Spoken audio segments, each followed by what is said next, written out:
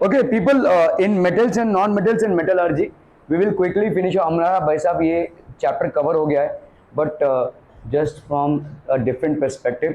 तो अगर आप स्टेट बोर्ड में देखोगे भाई साहब, आपका विथ ऑप्शन इस चैप्टर से 6 मार्क्स के आते हैं, विदाउट ऑप्शन आपके 4 मार्क्स के आते हैं. ठीक है, ओके. सो आपका ये सारी चीज़ें हैं, फिजिकल प्रॉपर्टीज ऑफ मेटल्स. ठीक है, physical properties of metals, non metals, chemical properties, reactivity series. ठीक है, ये सारी तमाम चीजें हम पढ़ चुके हैं, बट जस्ट आपका रिकैप भी हो जाएगा, प्लस स्टेट बोर्ड के पर्सपेक्टिव से भी हम इस चैप्टर को कवर कर लेंगे. ठीक है, तो आपके फिजिकल प्रॉपर्टीज मेटल्स के क्या होते हैं? They are sonorous, they produce sound, they are lustrous, they have a lustre of their own. Lustre और शाइन होना अलग बात है. ठीक है, लस्टर मतलब यस शाइन होना होता है, लेकिन मल्टीपल रिफ्लेक्शंस के लिए शाइन होना दूसरी बात है, जो डायमंड की प्रॉपर्टी है. डायमंड का हम लस्टर नहीं बोल सकते. डायमंड का जैसे पीस है वो इसलिए शाइन कर रहा है क्योंकि उसके मल्टीपल रिफ्लेक्शंस हो रहे हैं. ठीक है, ओके. और क्या है भाई साहब? Conductivity, malleability, they can be easily drawn into sheets. Ductility मतलब they can be easily drawn into wires. ये आपके जनरल हैं. हार्ड होते हैं मेटल जनरली. एक्सेप्शंस क्या हो गए? आपके सोडियम और पोटेशियम हो गए भाई साहब. ठीक है, तो ये सब तमाम चीजें आपने फिजिकल प्रॉपर्टीज ऑफ मेटल्स की पढ़ी हुई हैं. Physical properties of non metals, generally they exist in all 3 format, solid, liquid और गैसेस. ठीक है, ज्यादा करके सॉलिड्स और गैसेस में ही एग्जिस्ट करते हैं. ठीक है, chemical properties of metals, reactivity series आपने देखा भाई साहब, हाइड्रोजन के कुछ ऊपर वाले हैं और हाइड्रोजन के कुछ नीचे वाले हैं. Chemical properties of non metals. ठीक है, आयनिक कंपाउंड्स कैसे बनते हैं? आयन से बनते हैं. Metallurgy, various concept. सो तमाम चीजें जो अभी हम पहले भी कवर कर चुके हैं उसको फिर से एक बार रिवीजन मोड में यहाँ पे दौड़ाएंगे. ओके, चलिए भाई साहब, फिजिकल प्रॉपर्टीज ऑफ मेटल्स क्या क्या हो जाएंगे? They exist mainly in the solid state. ज्यादा करके सारे मेटल्स आपके सॉलिड स्टेट में एग्जिस्ट करते हैं, except mercury which exist in the liquid state. ठीक है, exception mercury and gallium. Actually में गैलियम कैसा है, वो सॉलिड स्टेट में ही एग्जिस्ट करता है, लेकिन रूम टेम्परेचर में वो लिक्विड बन जाता है. मतलब 25 डिग्री सेंटीग्रेड पे वो लिक्विड बनेगा. गैलियम का एक टुकड़ा अगर आपने हाथ में लिया तो वैसे पिघलने लगेगा, पूरा पूरा पिघल जाएगा. ठीक है, so gallium basically, mercury and gallium, they exist in liquid state at room temperature. They will exist in liquid state at room temperature. कल ही आ जाती है भाई साहब. ठीक है, they will exist, they are lustrous. ठीक है, आपके मेटल्स क्या होते हैं भाई साहब? They have got lustre, they have got a shining appearance. What else? They are ductile, they can be easily drawn into sheets. आप इनका भाई साहब पीट पीट कर शीट्स बना सकते हो. किसी चौक को पीट पीट कर शीट बना सकते हो, किसी कांच को पीट पीट कर शीट बना सकते हो? नहीं, उसके पहले उसके टुकड़े हो जाएंगे. तो डक्टाइल का ऑपोजिट क्या होता है? हाँ, यहाँ पे लेकिन डक्टिलिटी ये क्यों दे दिया वैसा? Malleability is drawn into sheets होती है ना. ओके, मेलिएबिलिटी उल्टा दे दिया यहाँ पे, है ना. Ductility is basically getting drawn into wires and malleability is getting drawn into sheets. They are good conductors of heat and electricity. They are hard. ठीक है, exception alkali metals like lithium, sodium, potassium, which are soft and can be easily cut using a knife. ठीक है, तो generally metals क्या होते हैं आपके? hard होते हैं. alkali metals like lithium, sodium, potassium, they are soft and can be cut using a knife. ठीक है, इसको हम knife से भी cut कर सकते हैं. They have high melting and boiling points. Tungsten metal has the highest melting point. ठीक है, टंगस्टन किस में यूज होता है? बल्ब में, जो इलेक्ट्रिक बल्ब, ये एलईडी वाले नहीं, जो पहले के जमाने के बल्ब होते थे उसमें आपका एक छोटा सा वायर ऐसे घूमता हुआ जाता है, उसको हम टंगस्टन बोलते हैं. और ये टंगस्टन बेसिकली जैसे इलेक्ट्रिसिटी जाती है इसकी रेजिस्टेंस बहुत ज्यादा हाई है, जिसकी वजह से ये क्या हो जाता है? ये मोल्टेन हॉट हो जाता है. और मोल्टेन हॉट हो जाएगा तो ये आपको उजाला देता है, लेकिन खुद ये मेल्ट नहीं होता है क्योंकि इसकी मेल्टिंग पॉइंट भाई साहब 3400 है. ठीक है, बहुत ज्यादा हाई मेल्टिंग पॉइंट है इसकी. ठीक है, so tungsten metal has the highest melting point and that's the reason it is used in making electric bulbs. Exception sodium, potassium, gallium and mercury. They are generally not hard. ठीक है, okay. Sonorous, भाई साहब घंटा बजाओ. ठीक है, तो ये आपका sonorous मतलब बहुत दूर तक इनके साउंड प्रोड्यूस होते हैं. ठीक है, ओके. चलो भाई साहब, dash exists in liquid at room temperature. Mr. Gaikwad, gallium, बस सिर्फ gallium.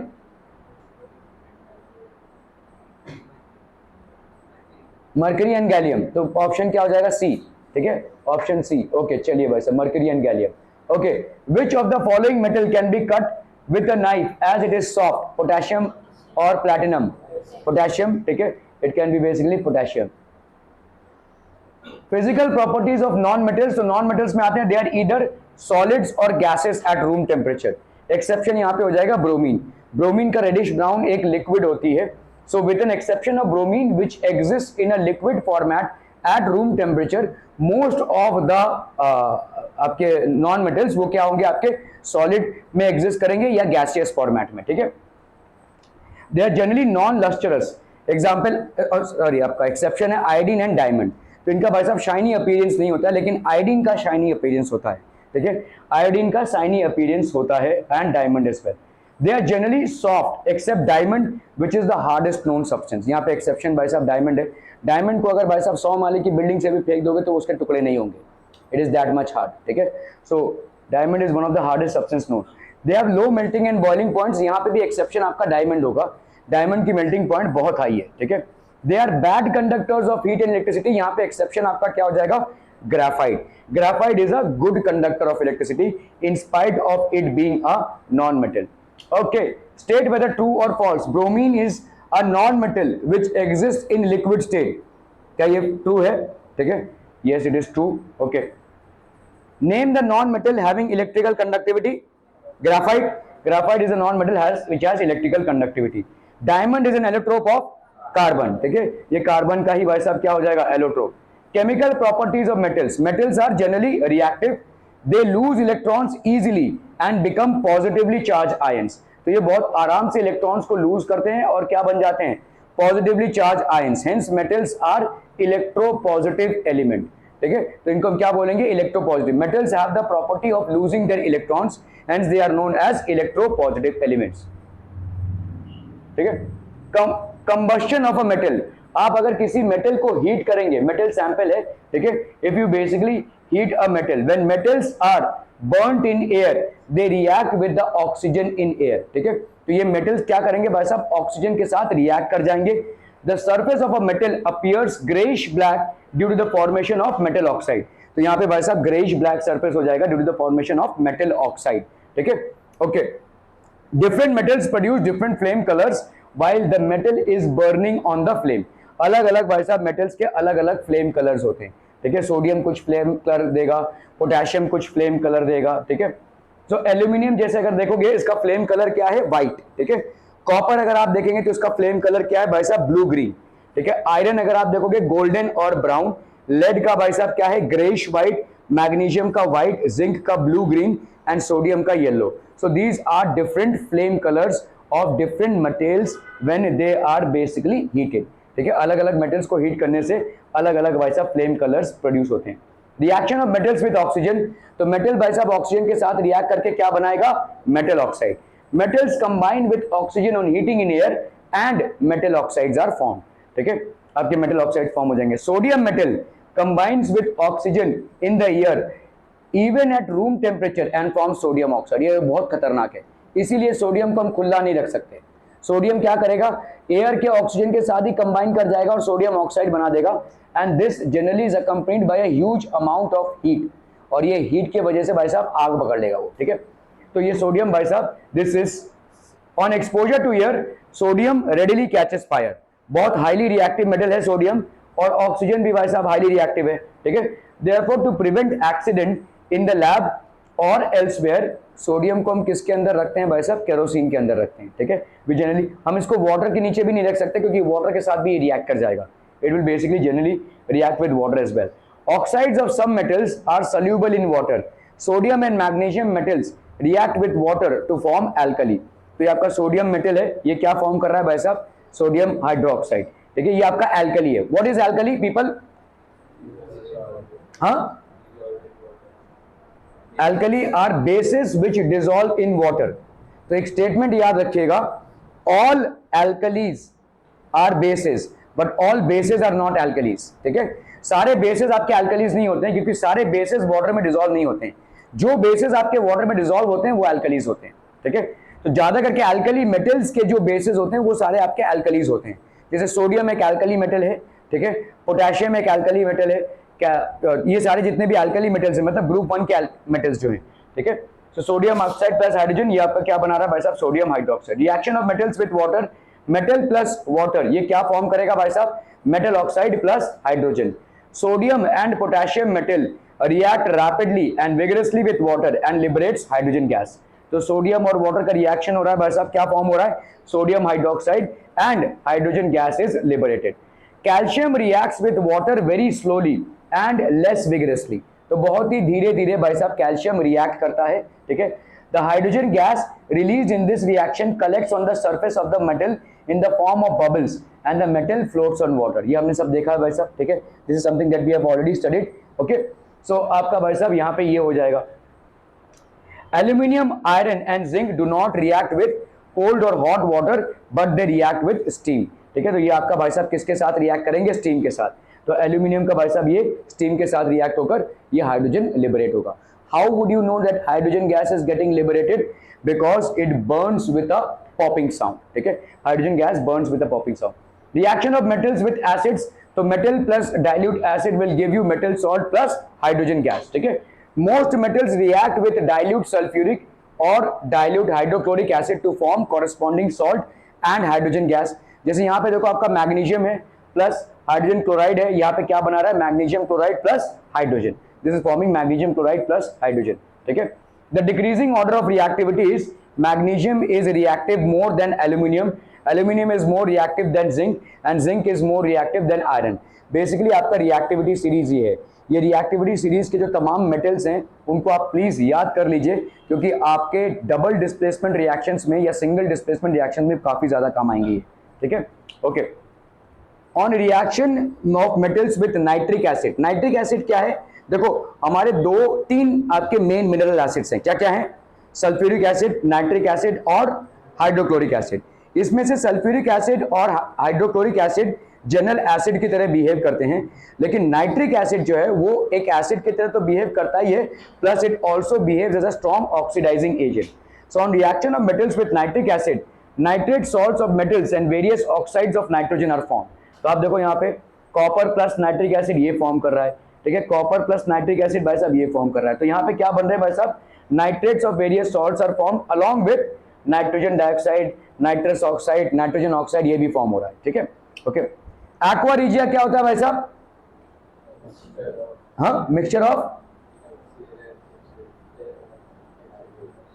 HNO3, HCl and HNO3 in the ratio of 3:1. और ये बहुत ही स्ट्रॉन्ग एसिड होता है. ठीक है, देखिए कभी कभी क्या होता है, ज्यादा करके जो एसिड्स हैं वो नोबल मेटल्स के साथ रिएक्ट नहीं करते हैं. ठीक है, गोल्ड हो गया, प्लैटिनम हो गया, सिल्वर हो गया, इनके साथ ये रिएक्ट नहीं करेंगे, लेकिन एक्वा रिजिया सबके साथ रिएक्ट कर जाएगा. It is having hydrochloric acid and nitric acid in a particular ratio and is one of the strongest soluble substances known. It is one of the strongest solvents. ठीक है, ये किसी को भी भाई साहब डिसॉल्व कर लेगा. ठीक है, aqua regia, it is a highly corrosive and fuming liquid. भाई साहब धुआं निकलता रहता है एक्वा रिजिया से. ठीक है, it can dissolve the noble metals like gold and platinum. तो यहाँ पे noble metals like gold and platinum जो और किसी से डिसॉल्व नहीं होते हैं वो एक्वा रिजिया से डिसॉल्व हो जाते हैं. ठीक है, gold and platinum. Aqua regia is freshly prepared by mixing concentrated hydrochloric acid and concentrated nitric acid in the ratio of 3:1. तो कॉन्सेंट्रेटेड हाइड्रोक्लोरिक एसिड और कॉन्सेंट्रेटेड नाइट्रिक एसिड को अगर आप 3:1 में मिक्स करेंगे it will form aqua regia. ठीक है, this is going to form aqua regia. ठीक है, तो reaction of metals with dilute acid, देखो भाई साहब यहाँ पे हाइड्रोजन गैस के बबल्स फॉर्म होते हैं और ये हाइड्रोजन गैस के बबल्स जो निकलते हैं वो भाई साहब किसी भी लाइटिंग बर्निंग मैस्टिक को भाई साहब पॉप से आवाज आएगा ये. ठीक है, so this will burn with a popping sound. Reaction of metals with salts of other metals. ठीक है, तो जैसे अगर आप देखोगे भाई साहब reactive metals can displace less reactive metals from there compounds. जो रिएक्टिव मेटल्स होते हैं, जो हाईली रिएक्टिव मेटल्स होते हैं वो लेस रिएक्टिव मेटल्स को उनके कंपाउंड से डिस्प्लेस कर देंगे. ठीक है, how would they displace people. ठीक है, example, iron is more reactive than copper. तो आयरन और कॉपर सल्फेट का जब रिएक्शन हो रहा होगा तो ये कॉपर को भाई साहब ये आयरन डिस्प्लेस कर देगा. This is called a single displacement reaction. यहाँ पे क्या बन जाएगा आपका फेरस सल्फेट एंड कॉपर. तो आयरन एंड कॉपर सल्फेट, ठीक है, कॉपर सल्फेट का जनरली भाई साहब आपका एक कलर होता है वो फेड आउट हो जाएगा, it will form ferrous sulphate. So iron is more reactive than copper, so iron displaces copper from copper sulphate solution, thus reaction occurs in test tube. Copper is less reactive than iron, so reaction will not occur in test tube B. क्या ये समझ में आ रहा है. देखो एक आपने test tube यहाँ पे लिया हुआ है, ठीक है, जहाँ पे आपने क्या लिया हुआ है, सो यहाँ पे कॉपर इज लेस रिएक्टिव, तो यहाँ पे कॉपर सल्फेट सोल्यूशन है और आयरन नेल है। आयरन क्या करेगा भाई साहब, कॉपर सल्फेट के साथ रिएक्ट कर जाएगा, ठीक है। टेस्ट ट्यूब बी, यहाँ पे आपने कॉपर वायर डाल के रखा है और आयरन सल्फेट है, लेकिन कॉपर आपका क्या है, आयरन से लेस रिएक्टिव है, तो वो कॉपर क्या करेगा, आयरन को डिस्प्लेस नहीं कर पाएगा। So there will be no reaction out here. Copper और आयरन सल्फेट के बीच में कोई रिएक्शन नहीं होगा। हाँ, कॉपर सल्फेट और आयरन के बीच में रिएक्शन होगा, क्योंकि आयरन आपके कॉपर के ऊपर आता है रिएक्टिविटी सीरीज में, इसीलिए वो उसको डिस्प्लेस कर देगा। That's the reason it will be able to displace it, ठीक है। Okay okay okay. A reaction of metals with non-metals, metals react with non-metals to form ionic compounds, ठीक है। जितने भी आपके आयनिक कंपाउंड्स फॉर्म हो रहे हैं वो मेटल्स और नॉन मेटल्स के बीच में रिएक्शन हो रहे हैं, उसकी वजह से फॉर्म हो रहे हैं, ठीक है। Sodium chloride is formed as sodium metal gives away 1 electron while the non-metal chlorine takes up 1 electron. Here both sodium and chlorine attain the electronic configuration of the nearest noble gas with complete octet. तो हमने ये देखा है तमाम बार, ठीक है, कि sodium का कॉन्फ़िगरेशन क्या है, 281 है, तो वो अपना एक इलेक्ट्रॉन दे देगा, तो उसका स्टेबल इलेक्ट्रॉनिक कॉन्फ़िगरेशन क्या हो गया, 2 और 8। क्लोरीन का इलेक्ट्रॉनिक कॉन्फ़िगरेशन क्या है, 287 है, तो वो एक इलेक्ट्रॉन ले लेगा तो क्या बन जाएगा, 288। सो इस तरह से आपके इलेक्ट्रॉनिक कॉन्फ़िगरेशंस होते हैं, ठीक है। ओके, स्टेट वेदर ट्रू और false, iron reacts with cold water to form its oxide. ओए, कोल्ड वाटर के साथ कौन कौन से मेटल्स रिएक्ट करते हैं, सोडियम एंड पोटेशियम, ठीक है। Will iron react with cold water, देखो एक पैसे की पढ़ाई नहीं है, तो क्या किससे रिएक्ट करेगा, ट्रू और false, this is false. Which gas is formed when magnesium reacts with dilute hydrochloric acid, metal plus acid क्या बनाएगा आपका, metal salt plus hydrogen gas. So all acids when they react with metals are going to by default give what type of a gas, hydrogen gas, ठीक है। यहाँ पे भाई साहब hydrogen gas liberate होगी। Name the reagent that dissolve noble metals, hi बहुत बढ़िया। और एक्वा रिजिड किससे बनता है, हाय एक्वा रिजिड किससे बनता है, वो बोल रहा है एक्वा रिजिड, पता नहीं क्या बोल रहा है, नाइट्रिक एसिड से बनता है सिर्फ, हाँ किसके साथ, नाइट्रिक एसिड और hydrochloric acid in the ratio of 3:1, so this will form aqua regia, ये किसी को भी डिसॉल्व कर सकता है, ठीक है। So name the reagent that dissolves noble metals, aqua regia. जो लोग सोने का काम करते हैं, मतलब सोने चांदी का काम करते हैं, तो अभी उनका प्रॉब्लम ये है कि गोल्ड भाई साहब किसी के साथ भी रिएक्ट नहीं करता है, तो गोल्ड को अगर साफ करना रहेगा तो कैसे साफ करेंगे, तो एक्वा रिजिया से साफ करते हैं वो, ठीक है, ताकि उसमें शाइनी अपीयरेंस आए, because it dissolves. Dash reacts with water slowly and less vigorously, calcium, ठीक है, तो ये बहुत धीरे धीरे रिएक्ट करेगा वाटर के साथ। सोडियम भाई साहब आग ही पकड़ लेगा, ठीक है, इतनी जल्दी से रिएक्ट करेगा। ओके,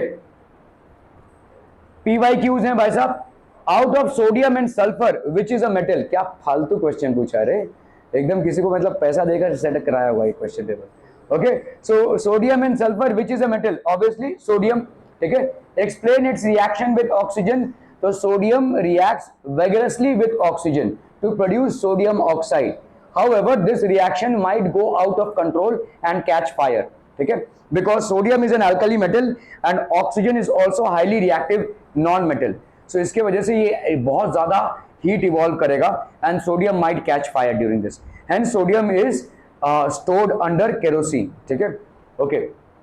सो ऑब्वियसली भाई साहब सोडियम प्लस ऑक्सीजन आपका क्या दे देगा, सोडियम ऑक्साइड, ठीक है, sodium oxide. Reactivity series of metals, इसको प्लीज याद रखिए, इसको भाई साहब हमने आगे भी पढ़ा है, यहाँ पे भी पढ़ लीजिए। देखिए, potassium, sodium, lithium, calcium, magnesium, aluminium, zinc, iron, tin, lead, ये मॉडरेटली रिएक्टिव मेटल्स हैं, ये हाईली रिएक्टिव मेटल्स हैं और ये लेस रिएक्टिव मेटल्स हैं, ठीक है, ठीक है। आपकी समझ में आ रही है भाई साहब, ये रिएक्ट विथ वाटर, ठीक है, they will react with cold water, ठीक है, they react with acids, react with oxygen, सब के सब भाई साहब रिएक्ट करेंगे। तो यहाँ पे देखिए दे विल जनरली, इनकी रिएक्टिविटी थोड़ी सी कम होती जाएगी, और कॉपर, मरकरी, सिल्वर की तो और भी कम हो गई, गोल्ड तो ऑलमोस्ट भाई साहब रिएक्ट करेगा ही नहीं। ये रिएक्टिविटी सीरीज बहुत इंपॉर्टेंट है पीपल, ठीक है। If a metal A displaces another metal B from the solution of its salt, then it means that the metal A is more reactive than metal B, is it true, ठीक है। So metal A plus salt solution of B, जैसे iron, copper sulphate, तो iron भाई साहब क्या करेगा, copper को displace कर देगा, तो क्या बनेगा, आयरन सल्फेट प्लस कॉपर, ठीक है, आयरन सल्फेट प्लस कॉपर बन जाएगा। The arrangement of metals in the increasing or decreasing order of reactivity is called the reactivity series of metals. तो आपने भाई साहब इंक्रीजिंग ऑर्डर ऑफ रिएक्टिविटी या decreasing order of reactivity में जब metals को अरेंज किया है उस प्रोसेस को हम क्या बोलते हैं, reactivity series. Okay okay okay. Metals are divided into the following groups according to the reactivity. Highly reactive metals ये वाले हो गए भाई साहब, ठीक है। हाईली रिएक्टिव मेटल्स को मॉडरेटली रिएक्टिव मेटल्स, ठीक है, एंड लेस रिएक्टिव मेटल्स, ठीक है। ये तीन में हमने इसको डिवाइड किया हुआ है, ठीक है। ओके, स्टेट वेदर ट्रू और false. Gold is an example of moderately reactive metal. False, तो क्या हो जाएगा, less reactive metal, noble metal बोलते हैं, इनफैक्ट रिएक्ट करता ही नहीं है ये, ठीक है। गोल्ड इज एन एग्जांपल, तो ये आपका फॉल्स हो गया भाई साहब। Potassium is more reactive then silver. True, ठीक है। पोटेशियम तो भाई साहब आपका एल्कली मेटल है, फार मोर रिएक्टिव, और सिल्वर तो आपका नोबल मेटल हो गया, ठीक है, तो far more reactive. Iron is less reactive than copper, less reactive than aluminium. Less reactive than copper, less reactive than aluminium, क्योंकि कॉपर को तो वो डिस्प्लेस कर देगा भाई साहब, ठीक है, तो less reactive than aluminium. Okay okay okay. Arrange the metals in increasing order of reactivity. Sodium, zinc, magnesium, copper. तो सबसे ज्यादा रिएक्टिव कौन होगा इसमें, सोडियम। ओके, बाद उसके बाद मैग्नीशियम, चलिए भाई साहब, उसके बाद जिंक, उसके बाद सिल्वर, सॉरी सिल्वर नहीं है ना, कॉपर है, कॉपर बेसिकली आपका होगा, ठीक है। तो दिस विल बी सोडियम, मतलब इस तरह से इंग्लिश किया है, sodium is more reactive then magnesium, magnesium is more reactive then zinc, and zinc is more reactive than copper, ठीक है। वो रिएक्टिविटी सीरीज को याद कर लिए, दोनों बोर्ड्स के लिए बोल रहा हूं, उसमें आपके तमाम सवाल सॉल्व हो जाएंगे। आपके जो ये केमिकल रिएक्शंस और इक्वेशंस में सिंगल डिस्प्लेसमेंट और डबल डिस्प्लेसमेंट के जो सवाल आते हैं वो भी उसमें से सॉल्व हो जाएंगे आपके, क्योंकि a more reactive metal will basically displace a less reactive metal from its salt solution, ठीक है। तो ये मोर रिएक्टिव और लेस रिएक्टिव आपको मालूम कब चलेगा, जब आपको रिएक्टिविटी सीरीज मालूम हो। छोटा सा सीरीज है भाई साहब, but it's important for both the boards. काफी सारे प्रॉब्लम्स आप सॉल्व कर सकते हैं उससे, ठीक है। ओके, केमिकल प्रॉपर्टीज आते हैं भाई साहब किसमें, नॉन मेटल्स में। Non metals form negatively charge ions bye accepting electron. तो ये क्या कर रहे हैं, इलेक्ट्रॉन को एक्सेप्ट कर रहे हैं, hence non metals are also called electronegative elements. Generally non metals combine with oxygen to form acidic oxides. जैसे आपका कार्बन डाइऑक्साइड तो कार्बन है, कार्बन से कार्बन डाइऑक्साइड बनेगा, और कार्बन डाइऑक्साइड से क्या बन जाएगा भाई साहब, कार्बोनिक एसिड H2CO3। क्लोरीन है, क्लोरीन एक नॉन मेटल है, और ये क्या बनाएगा, HCl which is basically an acid, ठीक है। तो ये सारी चीजें हैं। Generally non metals combine with oxygen to form acidic oxides. तो आपका कार्बन अगर ऑक्सीजन के साथ कंबाइन कर रहा है तो वो क्या फॉर्म कर रहा है, carbon dioxide which is an acidic oxide, and this carbon dioxide will basically form what, carbonic acid which is basically an acid, ठीक है। In some cases neutral oxides are formed. CO2 and SO2 are acidic oxides while carbon monoxide is a neutral oxide. ये भाई साहब आपका neutral oxide होता है, मतलब इससे एसिड नहीं फॉर्म कर सकते आप।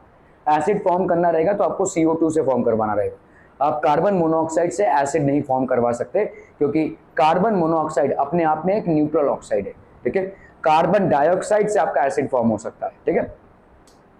जैसे क्लोरीन है और H2O है, तो यहाँ पे क्या बन रहा है भाई साहब, हाइपोक्लोरस एसिड, और ये बन गया आपका हाइड्रोक्लोरिक एसिड। दो टाइप के एसिड्स बनेंगे, ये ज्यादा मात्रा में बनेगा, ठीक है। Generally non metals do not react with dilute acids, ये डाइल्यूट एसिड्स के साथ रिएक्ट नहीं करते हैं। Halogens are an exception to this, ठीक है। हैलोजेंस भाई साहब एक्सेप्शन होते हैं, वो एसिड के साथ भी रिएक्ट कर जाएंगे। और यहाँ पे भी भाई साहब वही चीज चल रही है जो आपके लेस रिएक्टिव और मोर रिएक्टिव मेटल्स में चलती है। देखो हैलोजेंस की सीरीज याद रखो, सबसे रिएक्टिव होती है फ्लोरीन, उसके बाद क्लोरीन, फिर ब्रोमीन, फिर आयोडीन। ये आपके हैलोजन की सीरीज हो गई। तो यहाँ पे क्लोरीन ब्रोमीन से ज्यादा रिएक्टिव है, ठीक है। Fluorine is more reactive than chlorine, chlorine is more reactive than bromine, and bromine is more reactive then iodine. तो जैसे आपने मेटल्स में देखा कि अब मोर रिएक्टिव मेटल डिस्प्लेसेस ठीक है, मोर reactive metal displaces a less reactive metal from its salt solution. तो यहां पे भी क्या हो जाएगा, देखो chlorine is more reactive, hence it will displace bromine, ठीक है। तो ब्रोमीन को डिस्प्लेस करता हुआ क्या बन गया, 2HCl + Br2, ठीक है। ये जो है ये सिर्फ अगर यहां पे ब्रोमीन होता था और यहां पे HCl होता था, कोई रिएक्शन नहीं होगा। समझ में आ रहा है? अगर यहां पे ब्रोमीन है और यहां पे HCl है तो रिएक्शन नहीं होगा, because chlorine is more reactive than bromine. वही सेम सिद्धांत यहां पे भी चल रहा है, ठीक है। Non-metals react with hydrogen under certain conditions such as proper temperature, pressure, use of a catalyst. इन सब तमाम चीजों के बाद ही वो हाइड्रोजन के साथ कंबाइन करेंगे to form non metallic hydride. और इसीलिए देखो हाइड्रोजन का जो पोजीशन है पीरियोडिक टेबल पे वो काफी डिबेटेबल है, वो ना ही पूरा पूरा तौर से मेटल है और ना ही पूरा पूरा तौर से नॉन मेटल है, क्योंकि वो भाई साहब नॉन मेटल्स के साथ भी रिएक्ट कर रहा है और मेटल्स के साथ भी रिएक्ट कर रहा है, ठीक है। सो S+H2 ये क्या बन गया आपका H2S गैस, ये किस चीज को कोरोजन करता है, H2S गैस किसको कोरोड करता है, सिल्वर को, ठीक है, सिल्वर को कोरोड करता है। हमारे एटमॉस्फेयर में थोड़ी बहुत मात्रा में जो H2S प्रेजेंट होता है उससे सिल्वर का कोरोजन होता है, ठीक है। N2+3H2 ये क्या प्रोड्यूस करता है भाई साहब, अमोनिया, ठीक है। Okay, check your grass. Okay चलो भाई साहब, non metals are also called electropositive elements, electronegative elements. लाल छड़ी मैदान खड़ी भाई साहब, बोलो इलेक्ट्रोनेगेटिव। ओके चलिए भाई साहब, electronegative. Dash is a neutral oxide, A Ayush, dash is a neutral oxide, CO और SO2, ये इसका नाम कार्बन मोनोऑक्साइड, ओके ठीक है। ओके, स्टेट वेदर ट्रू और false, chlorine does not react with hydrobromic acid, HBr के साथ रिएक्ट करेगा या नहीं करेगा, करेगा, हाँ तो करेगा, तो ये फॉल्स होगा कि ट्रू होगा, फॉल्स होगा। Chlorine does not react, yes chlorine will react, लेकिन अगर इसका उल्टा कर दूं तो नहीं होगा रिएक्शन, ठीक है, क्यों, क्योंकि chlorine is more reactive than bromine, ठीक है। Okay okay okay, ionic compounds, the compounds formed from two units namely cation and anion are called ionic compounds। तो इसमें भाई साहब cation कैसे बना रहेगा, cation मतलब एक ऐसा मेटालिक आयन है जिसने अपने इलेक्ट्रॉन को लूज कर दिया है, और अनायन कैसे बना रहेगा, एक ऐसा नॉन मेटालिक आयन जिसने अपने इलेक्ट्रॉन को गेन किया हुआ है, ठीक है। तो इन दोनों के उससे बनता है आपका ionic compound। The force of attraction between cation and anion in an ionic compound is called as ionic bond। An ionic compound is electrically neutral। Ionic compounds are crystalline in nature। The regular arrangement of ions in the solid ionic compounds is responsible for their crystalline nature। The arrangement of ions is different in different ionic compounds and therefore the shapes of the crystals are different, ठीक है।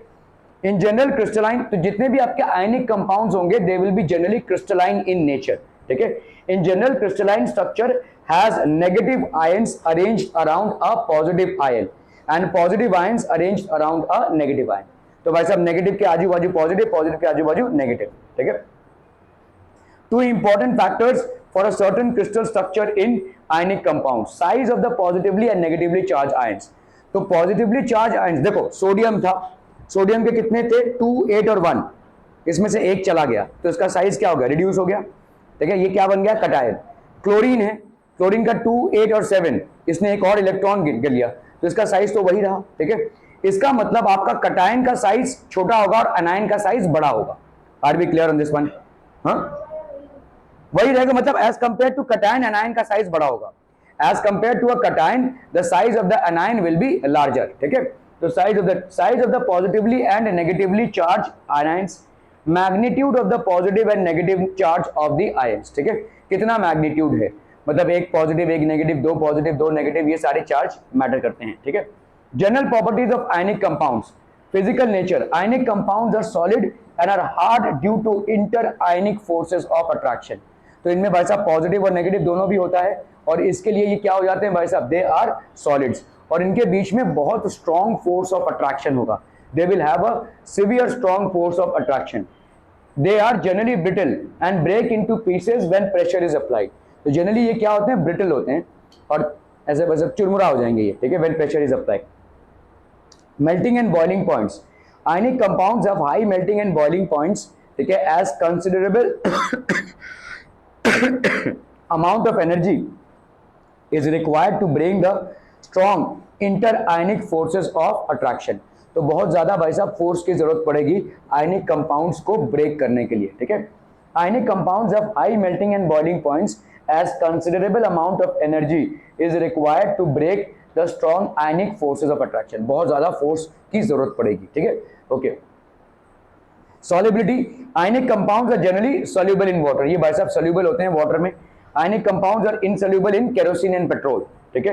Electrical conductivity, ionic compounds conduct electricity in molten or in aqueous solution। पढ़ चुके हैं भाई साहब हम, ठीक है। अगर ionic compound को आपने aqueous solution में लिया या molten state में लिया तो उसमें इलेक्ट्रिकल कंडक्टिविटी क्यों होगी, due to movement of ions, ठीक है।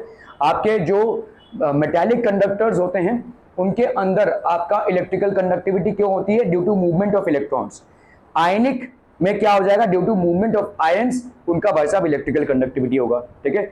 In solid state ionic compound do not conduct electricity as movement of ions is not possible due to their rigid structure.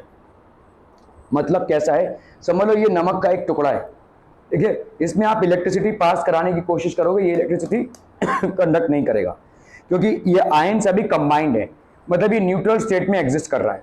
जैसे आपने इसको पानी में डाला तो ये सेपरेट आउट हो जाएंगे और पानी इनको मिलने नहीं देगा, मतलब ये अभी आयंस क्या हो गए? सेपरेट हो गए, Na हो गया और Cl माइनस हो गया, ठीक है। They will not be meeting up with each other and the movement of these ions is basically causing the flow of electricity, ठीक है।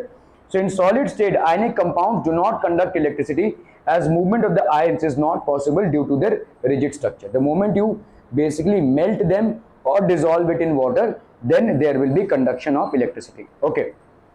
Ionic compounds are soluble in water or kerosene. They are soluble in water. ठीक है। Kerosene आपका क्या है भाई साहब? Organic compound है, इसीलिए ऑर्गेनिक कंपाउंड में आपके सारे कोवैलेंट बॉन्ड्स होते हैं, तो कोवैलेंट बॉन्ड्स की वजह से वहां पे आयनिक कंपाउंड फॉर्म नहीं हो सकता, ठीक है। ओके, स्टेट वेदर ट्रू और फॉल्स भाई साहब। Ionic compounds conduct electricity in solid state? No, ionic compounds will conduct electricity only in molten state और इन एक्वस सोल्यूशन, ठीक है। या तो मोल्टेन स्टेट में कंडक्ट करेंगे या तो भाई साहब उनका जब आपने एक्वस सोल्यूशन बना लिया होगा तब वो कंडक्ट करेंगे, ठीक है। Okay okay okay, which of the following is not an ionic compound? H2O or MgCl2? H2O is a covalent bond, ठीक है। ये भाई साहब आयनिक कंपाउंड नहीं है, यहाँ पे कोई किसी को इलेक्ट्रॉन नहीं दे रहा है, यहाँ पे इलेक्ट्रॉन्स की शेयरिंग हो रही है। हाइड्रोजन इतना बड़ा भिखारी, उसके पास एक इलेक्ट्रॉन देगा, वो किसको देगा, ठीक है। और ऑक्सीजन को भी इलेक्ट्रॉन्स चाहिए क्योंकि उसके आउटर मोस्ट ऑर्बिट में भाई साहब 6 इलेक्ट्रॉन्स है, तो उसको भी इलेक्ट्रॉन्स चाहिए। दोनों भी इलेक्ट्रॉन के भिखारी, तो क्या हो गए? दोनों में कोवैलेंट बॉन्ड हो गई, दोनों ने अपने इलेक्ट्रॉन्स को शेयर कर लिया, तो इसीलिए भाई साहब ये आयनिक कंपाउंड नहीं हो सकता। Ionic compound will form between a metal and a non metal. यहाँ पे भाई साहब मैग्नीशियम एक मेटल है, क्लोरीन एक नॉन मेटल है, इसीलिए आयनिक कंपाउंड हुआ है। क्यों? क्योंकि मैग्नीशियम ने अपने इलेक्ट्रॉन्स दिए हैं और क्लोरीन ने उन इलेक्ट्रॉन्स को एक्सेप्ट किए हैं, तभी जाकर आपका एक आयनिक कंपाउंड बना है। Are be clear on this one people? Okay. Metallurgy, various concept भाई साहब आपका। The extraction of metals from their ores and then refining them for use is known as metallurgy. तो हम जब मेटल्स को निकालते हैं उनके ओर्स से और उसकी स्टडी करते हैं तो उसको हम बोलते हैं भाई साहब metallurgy. Occurrence of metals, metals are found in combined state as their salts such as oxides, carbonates, sulfides and nitrates. Silver, gold and platinum are generally occur in free state, क्योंकि ये क्या है? आपके नोबल मेटल्स हैं, ये किसी के साथ रिएक्ट नहीं करते हैं, ठीक है। These elements, the elements or compounds which occur naturally in the earth's crust are known as minerals. तो जो भी आपके मिनरल्स होते हैं वो नेचुरली अकर करते हैं। The minerals from which metals can be profitably extracted are called as ores. तो वो मिनरल्स जिसमें से हम मेटल्स को एक्सट्रैक्ट कर सकते हैं प्रॉफिटेबली, इकोनॉमिकली और कन्वीनियंटली, उसको हम बोलेंगे ओर्स, ठीक है। क्लियर है? गरबा खेलना है तुमको यहाँ पे। The unwanted impurities of sand, soil, rocky substances, etc., which are present in the ore are called as ganju. और इस ganju को हम आराम से निकाल सकते हैं, ठीक है। It's a very physical method से ये separate out हो जाएगा। Basic principles of metallurgy, metal ore है भाई साहब, इसका हमने पहले क्या प्रोसेस किया है? कॉन्सेंट्रेशन, मतलब एक जगह इसको इकट्ठा करो, extraction of metal, refining of crude metal and then you get pure metal, ठीक है। Concentration of ores, the process of separating ganju from the ores is called the concentration of ores. तो ये ganju को separate करना metal से, इसको हम क्या बोलेंगे भाई साहब? concentration. Concentration of ores depend upon the following factors: differences in physical properties of metal and that of ganju present in the ore, ठीक है। The reactivity of the metal, the available facilities and the environmental factors, ठीक है, ये सब चीजों पे भाई साहब डिपेंड करेगा। Separation based on gravitation, देखो यहाँ पे आपका क्या है? पाउडर्ड ओड है, ठीक है। वाटर का स्प्रिंकलर है, यहाँ पे देखो ये वाटर का पाइप है, जोर से वाटर को स्प्रिंकल कर रहा है। ये भाई साहब स्लिट्स हैं, यहां से क्या गाड़ी धुलते देखा है, ठीक है। तो जो गाड़ी को धुलते हैं तो जो स्प्रे से बहुत जोर से पानी निकलता है, देखो ऐसे, ठीक है। तो गाड़ी में जो आपके धूल मिट्टी है वो स्प्रेड साफ हो जाते हैं, है ना। गाड़ी की सर्विसिंग जब हम गाड़ी को धोने देते हैं तो ऐसे जोर से करते हैं ना वो, ठीक है। यहाँ पे भी कुछ ऐसा ही प्रोसेस है, देखो ये आपका पाउडर्ड ओर है, पहले आपने ओर को पाउडर फॉर्म में ले लिया, ठीक है। अभी आप इसको बहुत जोर से ऐसे स्प्रे वाटर से धो रहे हैं, तो इसमें जो इम्प्योरिटी है भाई साहब, ये भाई साहब चली जाएगी इधर, ठीक है। और जो कॉन्सेंट्रेटेड ओर है वो इधर आ जाएगा, ठीक है। यहाँ पे ऐसे छन्नी की तरह जा रहा है ये, तो यहाँ पे जितना भी आपका ये है, क्या कहते हैं भाई साहब, सिल्ट है, ये वाइब्रेटिंग टेबल है, ऐसे हो रहा है भाई साहब।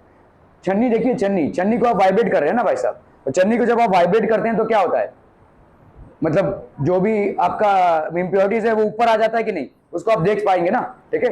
तो इसी तरह से ऐसा ही हो रहा है यहाँ पे, देखो ये पहले धुल के इधर आ रहा है, धुल के इधर आ रहा है, मतलब इसमें से ऑलरेडी मिट्टी के पार्टिकल सेपरेट हो चुके हैं, अभी यहाँ पे आ रहे हैं, तो यहाँ पे ऐसे जोर से वैसा वाइब्रेशन हो रहा है, जिसके वजह से क्या हो रहा है, और सेपरेट हो जाएगा और धूल मिट्टी अलग हो जाएगी, ये गैंजू जो है यहाँ पे इकट्ठा हो जाएगा और ये और सेपरेट आउट हो जाएगा। क्या ये समझ में आ रहा है? पहले हमने इसको क्या किया भाई साहब, जोर से पानी के स्प्रे से धो दिया, और फिर क्या हो गया, ये मिट्टी से भाई साहब और के पार्टिकल सेपरेट हो गए। अभी हम इसको बहुत जोर से वाइब्रेट कर रहे हैं, तो इससे क्या होगा भाई साहब, आपके गैंजू के पार्टिकल्स इधर आ जाएंगे और ये जो ओर के पार्टिकल्स है ये पाउडर और इस तरफ आ जाएगा, ठीक है। सो इसको हम क्या बोलते हैं, Wilfley table method. Wilfley table method, Wilfley's table is made by fixing narrow, thin and long wooden rifles on an inclined surface, ठीक है, on an inclined surface. The table is given a regular vibrating motion, तो इसको भाई साहब regular vibrating motion दिया जा रहा है, ठीक है। The powdered ore is fed on the top of the table, तो यहाँ पे पाउडर्ड ओर को फेड कर दिया गया है, and running stream of water is release from the upper stream, यहाँ से भाई साहब रनिंग स्ट्रीम को हमने रिलीज किया हुआ बहुत जोर से, ठीक है, upper side. The lighter gangue particles are carried away by water and the heavy ore particles settle at the wooden rifles, तो हेवी ओर पार्टिकल्स भाई साहब यहाँ पे सेटल डाउन हो जाते हैं, ठीक है, fixed on the table and get collected on the silts between them, तो यहाँ पे ऐसे सिल्ट्स होते हैं, उसके बीच में ये रह जाते हैं, ठीक है। और लाइटर पार्टिकल्स क्या हो जाएगा भाई साहब, धुल जाएगा ये gangue particles, they will basically get carried away. Hydraulic separation method भाई साहब क्या होता है, this method is based on the working of a mill. कितनी जल्दी छुट्टी कैसे हो गई भाई साहब?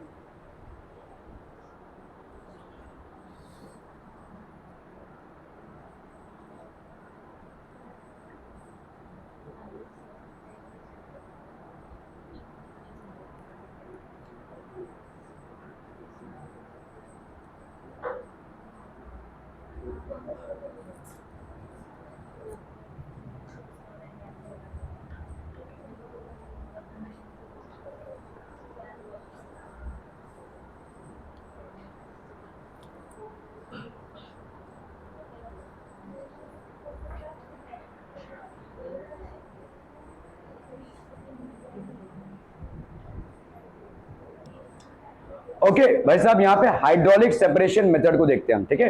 हाइड्रोलिक सेपरेशन मेथड कैसा है, देखो वॉशिंग मशीन की तरह है, ठीक है। वॉशिंग मशीन में जैसे आपने देखा कि भाई पानी रहता है और उसमें साबुन रहता है, वो घूमता है बहुत जोर से, ठीक है। तो इससे क्या होता है, हाई प्रेशर में क्या हो जाएगा, पानी जो होगा साबुन के साथ मिक्स होकर जो डस्ट पार्टिकल्स है उसको नॉक ऑफ कर देगा, है ना। डस्ट पार्टिकल जो हमारे कपड़ों में रहते हैं उसको नॉक ऑफ करेगा, ठीक है। कुछ ऐसा ही यहाँ पे होता है, देखो ये एक भाई साहब वाटर जो है बहुत जोर से नीचे से आ रहा है, ये पाइप से वाटर बहुत जोर से ऊपर की तरफ जा रहा है बहुत हाई प्रेशर में, ठीक है। और यहाँ पे पाउडर्ड ओर को डाला जा रहा है, तो ये भाई साहब बहुत मतलब ऐसे मिश्रण हो रहा है भाई साहब, पूरा पूरा मिक्स हो रहा है, ठीक है। तो इसमें जो गैंजू पार्टिकल्स हैं वो ऊपर की तरफ आ जाएंगे और ये सेपरेट आउट हो जाएंगे, और ये ओर जो है पाउडर्ड ओर जो है नीचे यहाँ से कॉन्सेंट्रेटेड, इसको हम खोल देंगे तो ये कॉन्सेंट्रेटेड ओर यहाँ से बाहर आ जाएगा, ठीक है, क्योंकि ये हाई इंटेंसिटी में आ रहा है। पाउडर्ड ओर है जो नीचे जा रहा है और यहाँ पे वाटर बहुत हाई प्रेशर से ऊपर जा रहा है। जब वाटर बहुत हाई प्रेशर से ऊपर जा रहा है तो इस नीचे गिरते हुए पाउडर्ड ओर में जितने धूल मिट्टी के पार्टिकल्स है वाटर उनको अगेंस्ट ग्रेविटी ऊपर लेकर जाएगा। क्या समझ में आ रहा है?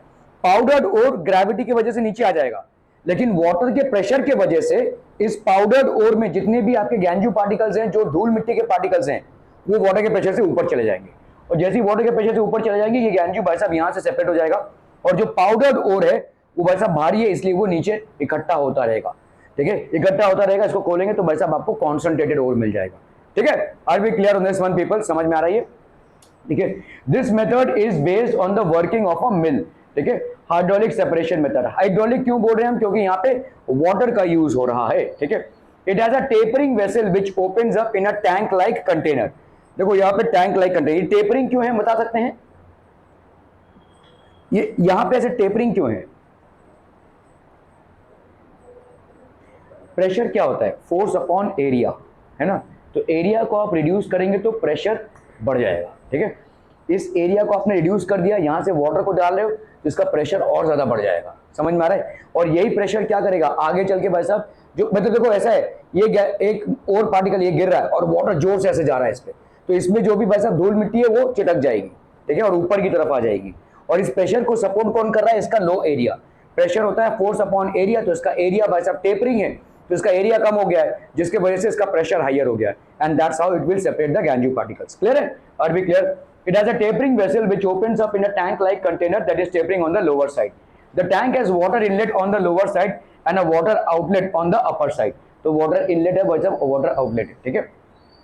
Powdered ore is released in the tank and forceful stream of water is introduced into the tank. तो forceful stream आ रहा है यहाँ पे, ठीक है, and that is introduced into the tank. Lighter particles of Ganju are carried up by the water jet and passed out along the water flowing out from the outlet near the top. तो ये भाई साहब यहाँ से separate out हो जाएंगे, ठीक है। That is how the separation will happen. Heavier ore particles are collected at the bottom from the lower side, ठीक है। तो वाटर का इतना भी प्रेशर नहीं होता है कि भाई साहब जो हेवियर ओर पार्टिकल्स है उसको भी ऊपर ले जाए। हेवियर ओर पार्टिकल जैसे आ रहे हैं और ये इसमें भाई साहब तमाम धूल मिट्टी लगी हुई है, वाटर जोर से जा रहा है तो धूल मिट्टी को साफ करता हुआ भाई साहब आगे चला जाएगा। क्लियर है, are we clear? Okay, this method is based on the principle of gravitation law wherein particles of identical size are separated by their weight with the help of water, ठीक है। आइडेंटिकल साइज मतलब धूल मिट्टी, ठीक है। तो धूल मिट्टी जो है तो वो वाटर के एक्शन से ये सेपरेट आउट हो रही है, ठीक है। तो ये हाइड्रोलिक सेपरेशन मेथड हो गया।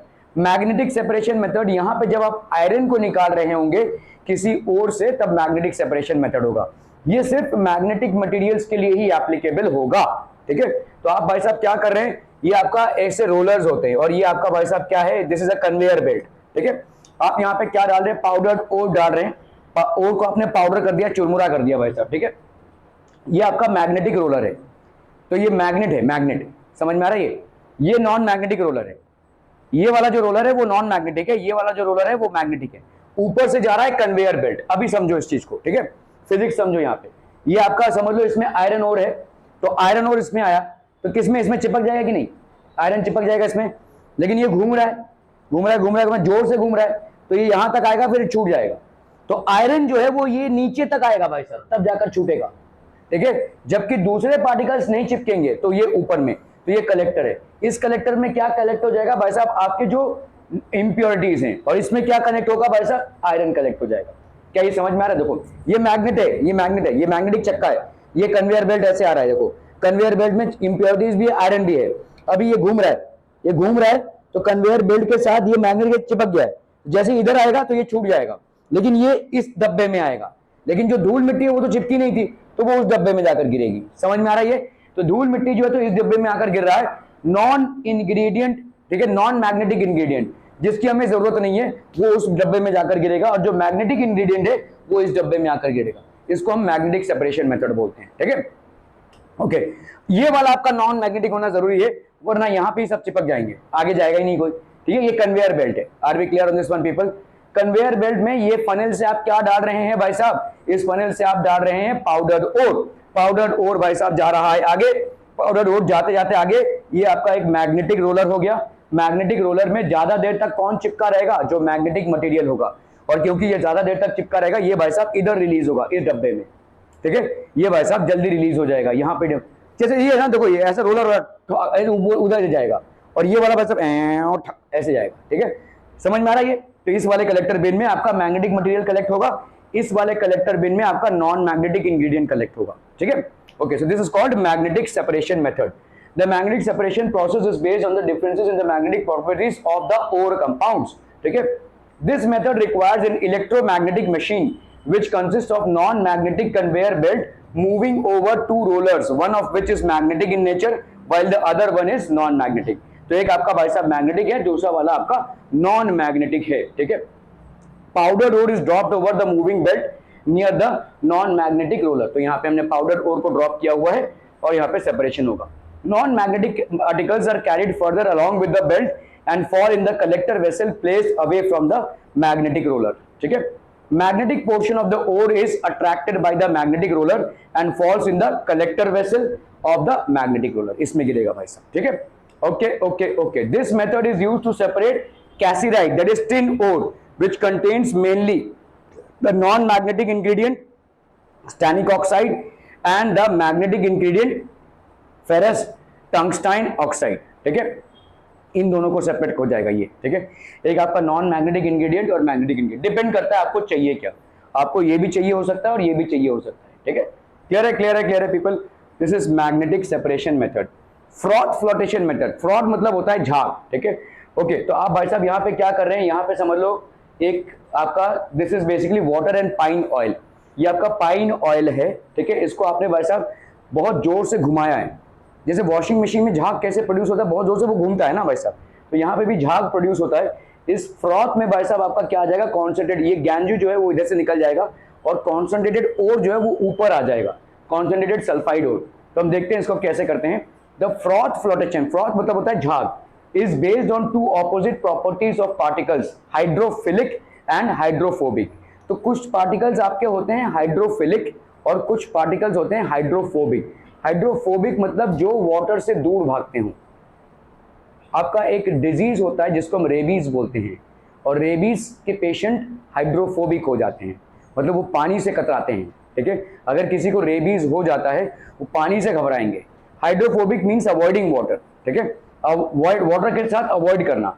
The froth flotation is based on two opposite properties of particles that is hydrophilic and hydrophobic. जो वाटर से डिसॉल्व नहीं होते, वाटर के साथ जिनका कोई रिएक्शन नहीं होता, वो हाइड्रोफोबिक हो गए, और हाइड्रोफिलिक मतलब जो वाटर में डिसॉल्व हो जाए। ठीक है, the metal sulphide particles are hydrophobic. तो जो मेटल सल्फाइड पार्टिकल्स होते हैं, ठीक है, metal sulphide, they are generally what, hydrophobic. Due to this property they get wetted mainly with oil.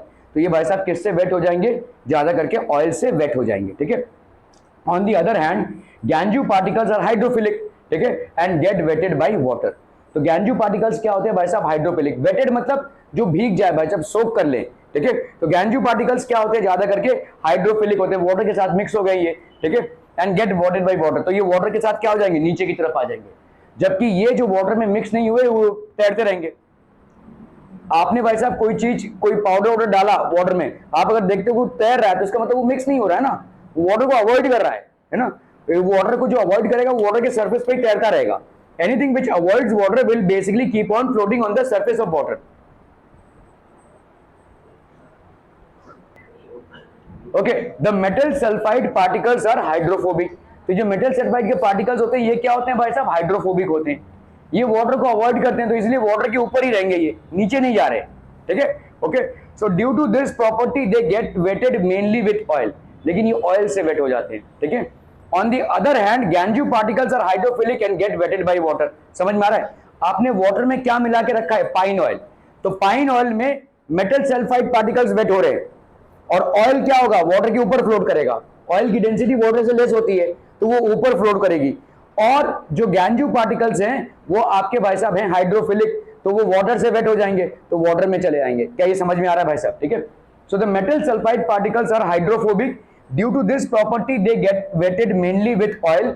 On the other hand gangue particles are hydrophilic and they get wetted by water. तो इस तरह से दोनों का separation हो जाएगा। ठीक है, जिस तरह से दोनों finely divided metal ore is added in a big tank containing large amount of water to this certain vegetable oil is added। ठीक है, पाइन ऑयल की जरूरत, अगर पाइन ऑयल नहीं है तो कोई वेजिटेबल ऑयल भी चलेगा, जिससे आप भाई साहब अपना खाना वाना बनाते हैं, वो सारे ऑयल्स भी आपके चलेंगे, वेजिटेबल ऑयल्स। ठीक है, compressed air is circulated through the water and a rotating agitator. वो मक्खन बनाने के समय ड्र करते रहते हैं, तो वैसा ही ऐसा यहाँ पे भी एक एजिटेटर हम घुमाते हैं जोर से, एयर सप्लाई है, ये कंप्रेस्ड एयर है और जोर से इसको घुमा रहे हैं। कॉफी भी बनाने के समय भी जो घुमाते हैं, ठीक है। So compressed air is circulated through the water and a rotating agitator at the centre of the floating tank agitates the mixture and draws air into it to form bubbles. ठीक है, तो इसे भाई साहब बबल्स फॉर्म होने लगेंगे। जैसे ये बबल्स फॉर्म होने लगेंगे, बबल्स क्या करेंगे भाई साहब, हल्की चीज के साथ अटैच हो जाएंगे। हल्की चीज यहाँ पे क्या है, ऑयल, और ऑयल में क्या है, ओर। ठीक है, वो भाई साहब ऊपर आ जाएगा। ठीक है, और ये कॉन्सेंट्रेटेड सल्फाइड और यहाँ पे कलेक्ट हो जाएगा।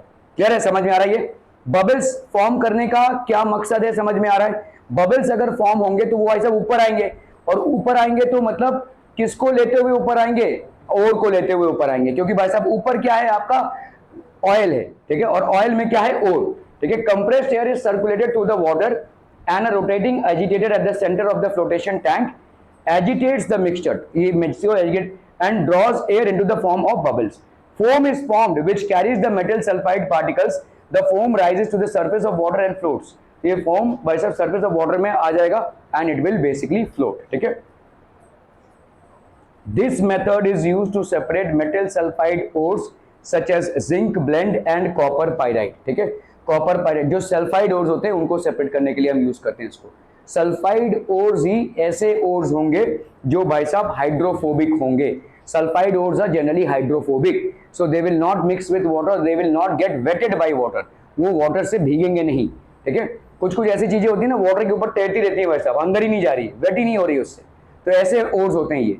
तो ये भाई साहब ऑयल के साथ मिक्स होकर ऊपर ही फ्लोट करते रहेंगे, और अगर हमने किसी हिसाब से आपके ये झाग जनरेट कर दिया तो और ज्यादा फ्लोट होंगे, तो और ये सेपरेट आउट हो जाएंगे, ठीक है। They will get separate out. Copper pirate.